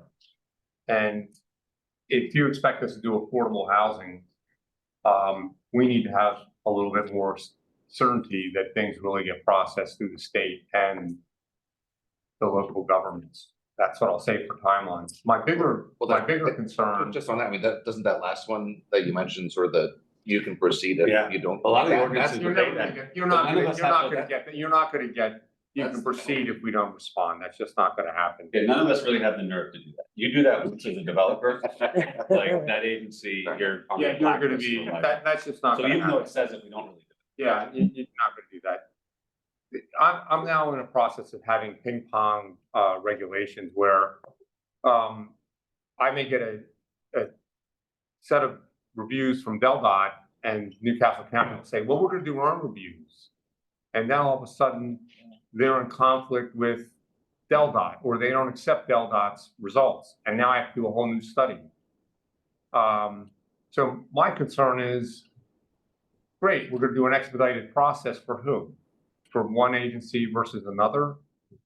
I would just want to do this once. Yeah, so just if I could add some context on a little bit of this. So a lot of this stems from some language that was placed in the bond bill 2 years ago to do a pilot program to utilize third-party consultants for reviews at both DEMREC and DelDOT. One of the projects that we did went through that, actually two of the projects, we had two pilot projects that went through that. The total time frame went from 8-10 months to like 2-3 months in time. It worked because those agencies were using other resources they didn't have available, third-party consultants to do the reviews. The cost of that was borne by the developer. It worked wonderfully. That's not what I'm talking about. I'm talking about the fact that I get a review done by DelDOT and Newcastle County doesn't accept it, and they make me do a totally separate review and TIS report now. Yeah, and but the problem is, or they don't accept the data, traffic generation data. For example, this is for tiny homes. There is nothing in the ITE for tiny homes for traffic generation. So DelDOT accepted the analysis. I had Jim Burnett and some other people do it. And all of a sudden, DelDOT was all saying, this is great, approved. I go to Newcastle County, they say, we can't accept it. So in a situation, and I've spent 1.5 years trying to solve this now with them. So I finally got it solved. But the problem is, why should I have to spend 2 years on TIS stuff? That's not how we're going to solve affordable housing, because nobody will do it if that's the project. And affordable housing, some of these new experimental type housing processes don't have traffic generation data on them. There is no tiny home traffic generation out there. And Newcastle County is making me use single family houses traffic generation for my traffic stuff. So we have a continuity problem. Yeah, so I want to make sure we're focused on asking Dave questions because they did a lot of this discussion in their subcommittee meetings. So I want to make sure that we're, So I'm saying I'd like to know if there can be some type of continuity between the different jurisdictions. That's really important. Otherwise, if we can't get that, agreements between state and county government or municipalities, we're gonna end up being just in a vicious cycle over time. I don't think there's any disagreement. That's why we had some members actually from this task force who are representatives of local governments, not all local governments, because we have gentlemen across the desk from you is represents the Delaware legal local government. So there's certainly discussions that will need to occur to flush out some of these recommendations a little bit further, provide a little bit more meat on those bones. So to With my that- question, so can we, like, when we again review these, can we add something like one-stop shopping? Yeah, I mean, can we do something like that within this kind of recommendation? I think so. And that's what I think you need to, you know, I'm asking, all right, so ask Dave. Dave, did you discuss one stop within the expedited state and local permitting? I mean, everybody talks about one stop and, you know, it sounds good. How to implement it is you know, that's a $64,000 question. You know, I think in this recommendation, the first bullet point really reflects our conversation. It really is this issue. You know, if we don't come together with the state process and the local government process, and the state process is not just one process. It's a DELDOT process, a stormwater process, sometimes a fire marshal process, sometimes a DNREC process. You know, what does one stop mean? Do you come in one door and somebody does a concierge that walks it all the way through? That could be an option. How do we involve the local governments and all that? And we have 60 different local governments. So I'm not trying to be negative. You know, I think this sounds good. I think that's the theme of what our subcommittee members were saying, what they're asking for. It seems like what all of you are asking for. And, you know, it's harder than it looks, but I think it's worth having the recommendation in there so that we can use this task force as a reason to move forward on that idea. It's just my 2 cents on Your hand up or no? Did I see your hand up, Kevin? No? Okay. It's on my hand. All right, so Kevin, I gave you Karen's hand. Okay.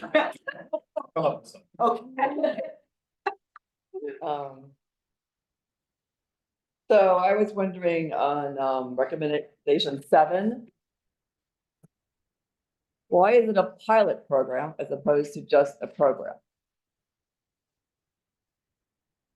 You know, I'll tell you what I think, and kind of what the conversation was is that you know, we don't know at this point how many local governments, if any, would take advantage of this program, and we also don't know what resources would be necessary and how much level of effort would be for this. So, you know, in my thoughts as the director of the Office of State Planning, you know, if we could start with 1, 2, or 3. And we could flesh the program out and see if we can expand it to other jurisdictions. So that's kind of why it is a pilot, or why we put the word pilot in there. But don't you do that to some extent already? Provide that assistance to local governments? We provide all kinds of assistance to local governments about their comprehensive plans, but we don't do housing. We don't do writing zoning ordinances anymore. So it's something that, you know, I think to do this and do it right, we would need to put some resources to it and really get into something we don't do, which is, what does the zoning ordinance actually say? How does it need to be changed? You know, we've done master plans before. I think you pair that with zoning reform, and I think we end up with a result that we could all be proud of. But we have to have local governments, you know, sort of in this model, if it's a pilot and if local governments have the opportunity to avail themselves of it, we'd have to have some local governments that wanted to make this effort.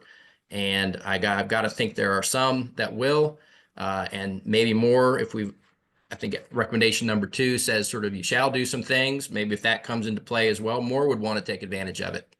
But right now I don't know. Just can I follow up on that real quick? Yeah.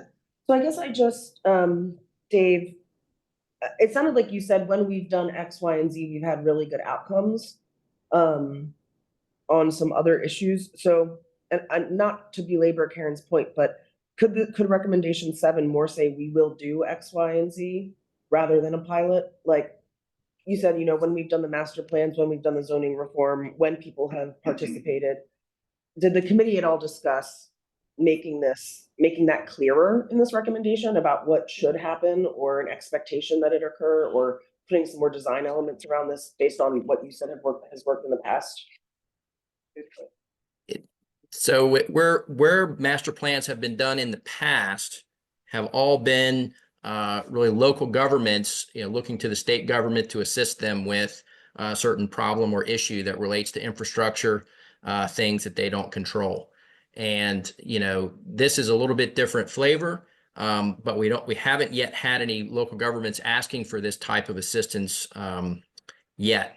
And so, if we had the resources and were able to offer this assistance, I would like to think that, again, 1, 2, 3 more local governments would want to take advantage of it. I just, I don't know what the interest would be. I hope it's high. But the other side of this is I want to be able to respond to local governments when they get the results of this task force, whatever they may be. And if they want to learn more, if they want to be educated, if they want to make some changes, do we collectively have resources to help them make those changes? And I would like to say yes. I would like to be able to do that. I think we can do some of it now, but I would see ramping this up. I personally would see ramping this up as working with DSHA and their resources, and possibly IPA or others, and coming up with a real program that we can help local government specifically with housing. Dave, is it appropriate to suggest that it's capacity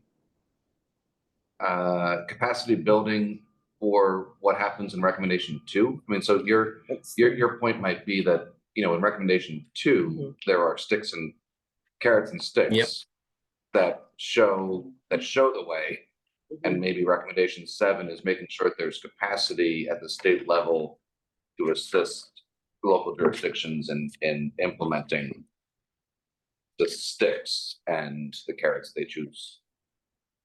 Yes, well said. Well said. Like I say, I think we ordered these based on our survey. I don't think they ended up in an exact order, but I think there was discussion about 7 and 2 being linked, or 2 sides of the same type of an idea. Dave, has your office or the committee discussed exactly what capacity would be needed? Well, I'm thinking about I guess it's proportional to your current existing capacity, but I don't know what that is, and I don't know what you might need. Is that part of the conversation, or? I don't think we did not talk about specifics of that type of thing. I have some thoughts in my own mind, but we didn't get down to those details in this subcommittee discussion. Dave, I'd also I'd like to recommend on recommendation 5, instead of investigate feasibility of allowing, just change it to allow affordable housing projects to, and then we'll figure that out through whatever regulatory process. If it's a bill or if it's regulation, we can figure that out. Because that's just kind of like, feels like a kicking the can down the curb. And then also, I think recommendation 4, I think that's also linked to 2 and 7. It says create incentives at the state and local level for the private market to redevelop parcels, et cetera. What are they? I think that's what we're looking for, is like, what are those incentives? What are those sticks? What are those carrots? Instead of just creating, like, it's too debate. Yeah. I mean, we want specific recommendations, like cut what are the sewer impact incentives fee in it's gonna half. Right. Waive the, building permit fee, Yeah. and have those listed here. Yeah. One of our recommendations in the construction committee speaks to this, and it talks about waiving impact fees for this. They kind of overlap. Okay. So maybe we'll get that specificity there. Yeah, Mike was on our subcommittee, he was all, and, you know, I read his recommendations. I think there's some more specificity in his recommendations, and this frankly came up at our last meeting, so we didn't dive into it as deeply as we probably should have had time for. But to add So- things here, I mean, so it's increased density, it's by right reviews, right? It's impact fee reductions. So by right reviews without public hearings. Yes. You can still have a review in front of a planning commissioner in front of, but it's not a public hearing. Correct. I mean, those are the types of things that you could do to incentivize. Connecticut passed the bills, Connecticut Senate Bill 6. They also included things like some tax advantages, some tax credits, grants. So Connecticut's a good place to look. Yeah, I mean, that's what we're hoping to pull out from this task force, because we want actionable items that the state legislature can do. We want actionable items that I think what ended up happening, we want actionable items for the local governments to do, to be in sync with what the state is doing. Because then you get that conflict of saying like, well, does the state then come in, and this is where you don't want to say, I'm looking at the local folks here, say, this is what you're doing now. Because then we are exerting, you know, we're stepping on home rule and things of that nature. So that's where like, we need this stuff boiled down almost into like a state and local recommendations so we can get to where we need to be. Instead of just hoping that we'll be in sync, because I think, I can't remember whose comment it was, that the state does this, but then the local jurisdiction, I think it might have been Jerry, President Jerry, then the local jurisdiction isn't also following along with that same expedited review, so you're still. For me, they just passed a pocket neighborhood ordinance in Newcastle County. And I spoke about it and got involved politically with it. I hate doing that in Newcastle County, but the fact is, what I was most struck about was a lack of courage to increase density. And I think it's really interesting to put a lot of carrots in here to do stuff, but unless we get that density calculation in our product, and that has to be the leadership down here, and I don't know how that's going to happen. And I won't name the legislator, or the council person, but he's been a real advocate for affordable housing for 30 years in Newcastle County, and he refused to take the density discussion and bring it on the floor of Newcastle County Council, and I was really dumbstruck. So I think that's really where the leadership has to be, because Mike talks about density, Preston talks about density all the time, I talk about it. And unless that key component is the one that's addressed, I don't know how we solve this problem.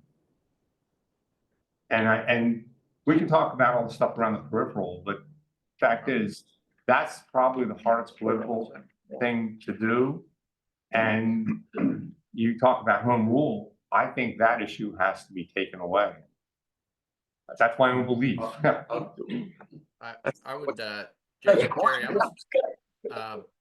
I would just point out that that issue, most important issue we talked about, and that was in this recommendation 2. Recommendation 2 was where, you know, the requirements for the local governments would, you know, the minimum requirements regarding density, bulk standards, and development of administrative review process for by right projects. You know, that would be something that, again, our recommendation is that something the legislature takes on and creates that for local governments to follow, and gives them some flexibility to do that. And I just wanted to follow on, Senator, to your comment about sort of more specificity in the recommendations. I mean, I really like what you said about Connecticut did this, and it seems to have been working. I mean, we talked last week or whenever that was about, you know, Minneapolis has seen some real change. Austin, Texas. I mean, there are some places where, you know, there have been changes to permitting and zoning and all of these things that has resulted in increases in the supply of housing, the subsequent decreases in cost and increases in affordability. And so we don't have to reinvent some of this, and knowing what has been successful in other places can help us to be very specific. You know, look at Connecticut, look at Minneapolis, look at these other places that, you know, 4 or 5 years ago were doing this stuff and now are 4 or 5 years ahead of us. And just to kind of piggyback, so to Dave's point on recommendation 2, I mean, the idea behind that was that the state would essentially dictate that there needs to be these minimum densities and these minimum standards and these minimum processes at the local level to meet the demand of housing. Now, exactly what those things are, I think need to be determined, but the specificity should be there. There was a whole lot of discussion in our group about carrots versus sticks. And it was a little bit of split. I mean, there was a side of the group that said it needs to be stick. The local governments aren't getting it done. Some of them aren't getting it done. And unless the state says we're going to have these minimum standards in these priority growth areas, it will never happen. And then there was a side that said, well, we need to look at more of an incentive carrot kind of approach. And we couldn't really reconcile that, hence the recommendation written the way that it is. But make no mistake, this recommendation is intended to say we need density and it should be X in these areas at a minimum level. Why would we say that? Yeah, so then why Yeah, did we say Maybe the we need X to part? reword it, but Yeah, you know, that's I the think, intent. my concern is, if it's not explicit and you have to read between the lines, nobody's gonna And read then we're between gonna the have, lines. then we're gonna run another committee. I know. Yes, Between to the lines, figure out this- part. this- That would never happen. It'll just still say support, encourage, have to incentivize. It's gotta say. You gotta say, we- do yeah. this specifically, or it's not gonna get done. Like, is there a way that this could be, identify what that density is, what those bulk standards should be or changes at this level? I think I think I might have Sarah kind of But that's the channeling whole point of minimum here. Well, I mean, requirements.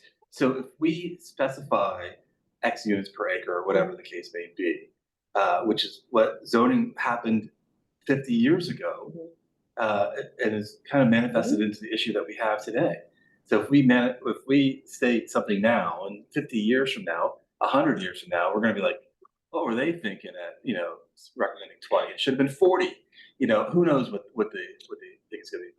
But if we set a hard number, you're going to get a hard number. And But that isn't might this not saying be we the should set a flexibility. hard number? What's that? But I thought this recommendation was saying we Because if should we set a don't, hard it'll stay number. good.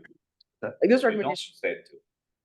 So this says there should be minimum requirements for density. So I guess I'm just wondering what those should. I guess maybe just a procedural question, Okay, right? maybe So that's- so we're putting together this report, right? It's going to go to the General Assembly with some recommendations.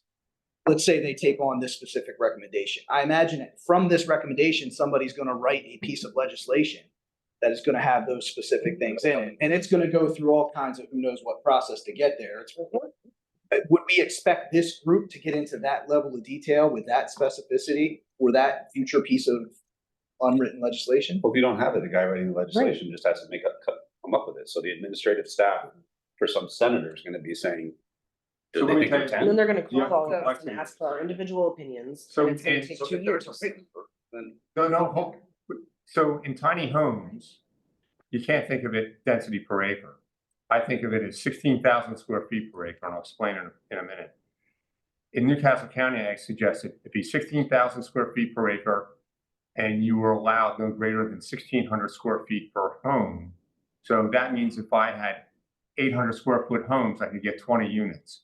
If I had 1,600 square foot homes, I could get 10 units. So we want to be careful in crafting density, because when you start talking about smaller homes, which I think that's what we're talking about here in some cases, we have to leave the flexibility to design. So we need a design component density criteria, not just 10 per unit, because we're going to have the ability to house more people in smaller units and figure it out. So I'm getting into the sub details of density here, but I'm actually doing it, so I want to be careful in trying to figure this out. I think we're talking about changing the base minimum density. We were all talking about more density all the time. I feel like if this task force isn't providing a number, I don't know if you were making this point or not, but that's what's gonna happen, a legislator's gonna or at write a least a bill. range. They can say Right. 10 to 20, 20 being closer when you're in level 1, 10 being more like on the but something where there's a little more specificity, because this will have a really hard time to actually turning into something that gets passed and is implemented. We'll have to spend a lot of time getting everyone, anyway, yes. I think that's a good space for But us to be in. they said they had some specifics, they just haven't put them in these recommendations. So my advice to their group is to go back and write the specific version of their recommendations or attempt to, and come back to us with that version. Because that doesn't, that's what gets drafted either, but that's at least, True. but at least we Right, have it's a starting four point. guiding off. Right. Representative Pulaski, yeah, and then also Representative Pulaski as well. After Representative Foster, so. Senator Hawker. Thank you, and I think Jerry Heisler is right on with the increased density, and I think that's the only way you're gonna get it passed. You know, I've been preaching that density, controlled density got us into this, problem with affordable housing. And, with the makeup of my district and in Sussex County, it's gonna be very hard to increase it unless you have specifications like Jerry just, analyzed in his, statements. It's gonna have to show that it's only gonna be affordable housing and what size units are gonna be on that acreage in order to get this passed. I know the makeup of General Assembly when we were doing rent control and all that, it was very hard to get a message across that they were creating a problem and they were gonna be in this short housing situation. If this passed the General Assembly and it passed with flying colors, and the makeup of the General Assembly is, to me, is even worse now, protecting the affordable housing tenants rather than the landowners. And there isn't going to be any building unless there's an awful lot of changes made. I've been in that business. Thanks, Senator. Representative Pulaski. I look at these things and if you look 3 years, 5 years, 10 years, 15 years down the road, I wonder if establishing numbers or even a range is possible without review.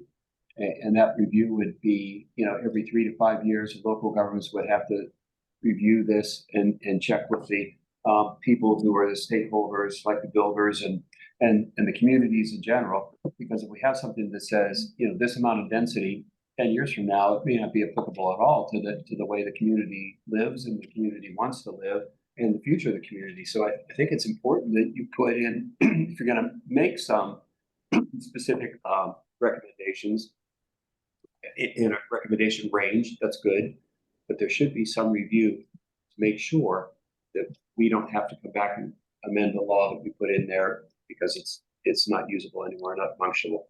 Then you have to have a task force to do all this nonsense. And what happens is it doesn't get done for years and years and years when the community may have an immediate need. And so therefore, pre-thinking this might be a good idea. Put some limits, like let's do it every 3 to 5 years, or 3 to 5 years we have to review this. Sorry. Yeah. So get out of my head. Because the entire time, like for this entire task force, my thought has been, whatever comes out of this task force and turns into legislation, we ought to treat it like a strategic plan that we keep going back to evaluate it, right? And to your point previously, maybe if somebody had evaluated the stuff that we are experiencing right now, I had to catch myself, we wouldn't be where we are, because we would have been able to make those changes based on what is happening with our population. So I don't know if it's every 3 to 5, but I don't want us to forget this moment that if we, even if it's general, doesn't necessarily have to be completely specific, but that we commit to understanding where we are right now, how we got here, and to make sure we don't get to this place again, even if none of us are around this table. Well, the other part of that, Representative, is that we already knew what was coming and we chose to ignore it. Right. And so therefore, let's not repeat the sins of the past. And Absolutely. you get out of my head. Absolutely. Because I think that there's a way to do this with very deliberate guardrails, if you will. Not fences, but just kind of guardrails to keep it back into play so that there's chance for discourse and opposing opinions and then, coming to some sort of consensus so that really no one's hurt and everybody wins.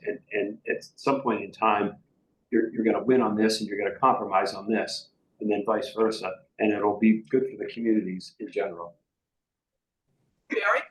So this isn't a comment on your committee though. One of my big complaints lately is that when we go to subcommittees inside the House and Senate, we only get a minute or 2 minutes to talk about a bill. Yes, we can talk outside of it, but not that much in the committee. I think when there are housing bills down here, we need a formal legislative Senate House committee that a bill is brought to and there's a fuller discussion about it, whether it's a minor bill or whatever, before it gets let out to the committees. And that would be a procedural change down here, but housing is a critical problem now. And I don't think we're getting enough discussion from everybody on it. That's my own opinion. I've given you more than 2 minutes, Jerry. I know you have. So But I had 1 minute in one meeting last year, and I think that's a problem. At the last task force, I mentioned, and I'll repeat it here. Just Senator Hansen has an energy stakeholders task force or group that she has. It's an informal group that they meet like monthly or every other week or something of that nature. I've said I would be more than happy to do something similar for housing and housing legislation. And so that offer is still on the table. So once this task force has adjourned, like I'll still do that informally. But I'm saying any bill before it gets released to the committee or for discussion in the committee, I think we need a fuller discussion of it with all the stakeholders. So that happens in that committee not on housing bills, but on energy bills. But that would happen in this committee. All right, I'm just saying that's really critical. I want to be mindful of time. I want to start transitioning to the next subcommittee. Yeah. And just to note on the last one with recommendation 3 from Dave Edgell's group was very similar to the Senate concurrent resolution that I ran in 2023, but did not get the report I was hoping for. I hope that if we do it again, it'll be a little bit more robust of a report. You should write surplus and underutilized. Correct. Yeah, because what they'll do is there'll be like a hut on there and it'll be 27 acres. I'm like, well, we use it, so it's not surplus. The report that I got back said there is none, so we didn't need to do a report. Yeah. And I was like, They tried very hard to get you that answer. right. I was a little annoyed, but anyway. Hard done it one time 7 years ago. So Mike, you are You're up, Mike. all right. Great. Clock. Well, thank you, everybody. I think I'll be pretty quick. So construction committee, so it's construction, but I think technically it's the construction and workforce development committee. So our committee actually had kind of 2 things to focus on, sort of construction related things, but also workforce development. We spent probably more time talking about workforce development than we did maybe anything else. We had some really healthy discussions about that. Our group kept venturing into regulatory and permitting kind of things because, the makeup of the group, just so you know, in our group, unlike I think some of the other groups, it was dictated where the subcommittee members had to be from. So we had to have architects, engineers, contractors, workforce development board representatives on our group. So that was the makeup of our group. You see the list of folks there. So we kind of ventured into regulatory permitting items and we tried the best we could to sort of move those items over to Dave's committee. And a lot of those things have been incorporated. I think we still ended up with some recommendations that mirror what Dave's group came up with. So with that, we'll jump into them. The first one is, again, like Dave's group, to adopt a statewide building code. So for most people's understanding, each local jurisdiction, we have 60 of those in the state, have the ability to adopt the current state code. The state codes are updated every couple of years nationally, and they're different throughout the state. Right now, Newcastle County is on the 2021 IRC. I think Kent's 2018. I think Sussex is 2018. And then different municipalities have different versions of the codes as well. It creates a lot of confusion in the marketplace, especially in such a small state where a lot of the builders are actually working across these different jurisdictions and municipalities. And in many cases, builders will assume, what they're used to. They may do things they don't necessarily need to do in that municipality that drives up costs. It's less predictable. Lack of predictability increases costs. One example is the IRC that comes from ICC comes with a requirement for sprinkler systems in single-family homes, which all three counties have said, no, we don't want that. It adds $10,000 to $12,000, $13,000 per house. Some local municipalities have adopted that, or left that requirement in there, which adds significant cost to housing. So we're recommending, we're a small state, we're three counties, we should have some consistency, and that we think there should be one statewide building code. This is very similar to the energy code. The energy code is currently a statewide code that we use and is updated from time to time through a statewide process with input from stakeholders. And we see the building code could be handled in a similar way. Next one. The one after this one? Huh? The one after this one or this one? No, this one right here. Sorry, I didn't know you switched. So recommendation number 2, we have 12 total recommendations, is to utilize the 2018 energy code and not move to the 2021. Based on some analysis of some of the builders, they're estimating a $2,500 to $5,000 increase in the average cost of a home due to this change. We are on the 2018. Actually, we're ahead of a majority of states in the country as it relates to energy code. I don't have the number exactly, but I want to say the number of states on 2018 is in the single digits already. So we do not recommend moving to the 2021 at this time. The additional cost average, based on our estimates, about a 10-year payback. So Not bad. at the end, we'll go at the end, right? Sorry. Don't break the rules. Recommendation number 3. This one's a little bit moot if we go to the 2024 IRS or IBC statewide, but there was some discussion about the ability to use mass timber for higher story buildings, so for particularly multifamily, which unless you're on the 2024 IBC, you currently cannot in most of the states. So number 4. We already talked about this. This one is one that ended up on both committees. We believe residential housing should be added to the site readiness fund. We can just keep going. We already talked about it in the days. Number 5, we believe that projects that are properly zoned within investment levels 1 and 2 should be exempted from the plus process. This gets at saving time through the process, and obviously time adds cost. Number 6, we mentioned this previously before. We talked about redeveloping property. So our recommendation was to waive all impact and permit fees for residential development of previously developed sites that are now vacant or abandoned for any units that are priced between 80 and 120% AMI.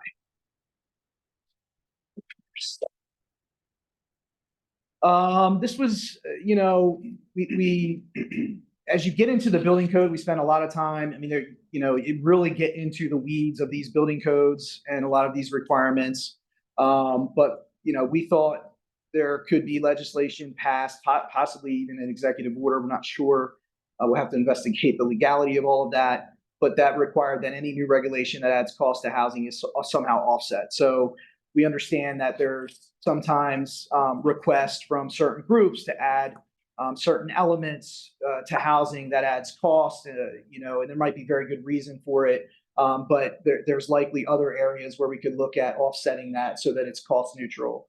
One example would be some of the EV conduit stuff that was added. Fortunately, that's a minor cost, but again, it's all of these costs that add up over time. And just to remind everybody, based on a study that the National Association of Home Builders did, we call it the priced out study. So for every $1,000 that you increase the price of a home, 140,000 people in the United States no longer qualify for a mortgage. So every single dollar that we're talking about here makes a huge difference. In Delaware, that number is 351 households. So, $1,000 is a big deal to those 351 people. Next one. So now getting into kind of the workforce stuff, recommendation number 8.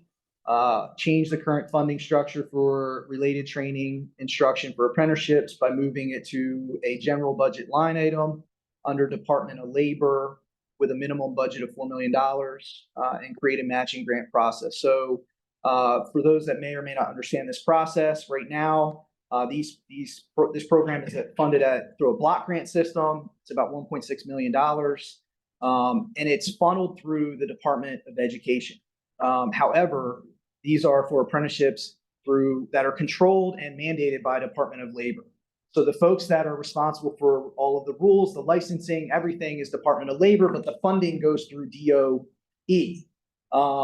That means it gets caught up in some political discussions when talking about funding these types of things. We have a tremendous workforce shortage in construction and trades. And what I understand is that this $1.6 million block grant hasn't increased in 20 years. The estimate that came to us from the gentleman from Department of Education was a $4 million estimate. I think he has been requesting like $3.5 million for a number of years and has been unsuccessful in getting that. So we think this is a fundamental change that needs to happen to provide the funding through the Department of Labor, who actually manages and oversees this process. Next one. One too far.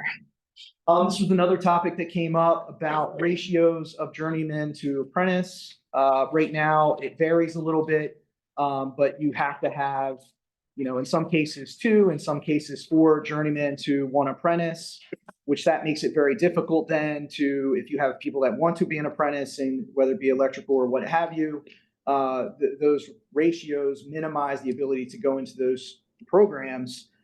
We think those ratios really should be reduced. They really should be 1-to-1. Really should be 1-to-1. That would allow more opportunity for more apprenticeships to get people into trades. And we think that that is an administrative thing through a regulatory change. Construction pathways, so we had a meeting, we brought in some of the tech schools. We had, of course, Joanne from Workforce Development sits on our committee. We had someone from DOE, we brought in ABC, we had Polytech, and we had Sussex Tech come in and talk about some of the adult education programs that they have around construction and trades and some of the programs within the schools. So it was a great discussion, but there are different pathways within the school system for different, what do you call it? Different interests that you might want to go into for career interests and what have you. Some schools have construction pathways. A lot don't have construction pathways. So we believe construction pathways should be offered in every high school as an option. What is happening now is if you are interested in going into a trade and your current home school doesn't have that option, you might look at going to one of the tech schools who do offer that. However, right now the tech schools are getting wait lists. I think Polytech turned away 350 or something like that. I forget the number. It was in the 300s. So if you're interested in that type of career, you just may not have that option at the high school level. And really capturing folks into trades and construction in high school is when that needs to happen. We understand that there will be a funding requirement for this, as schools may not have facilities for these types of things. So it would be a major undertaking, but it is something that we think needs to happen.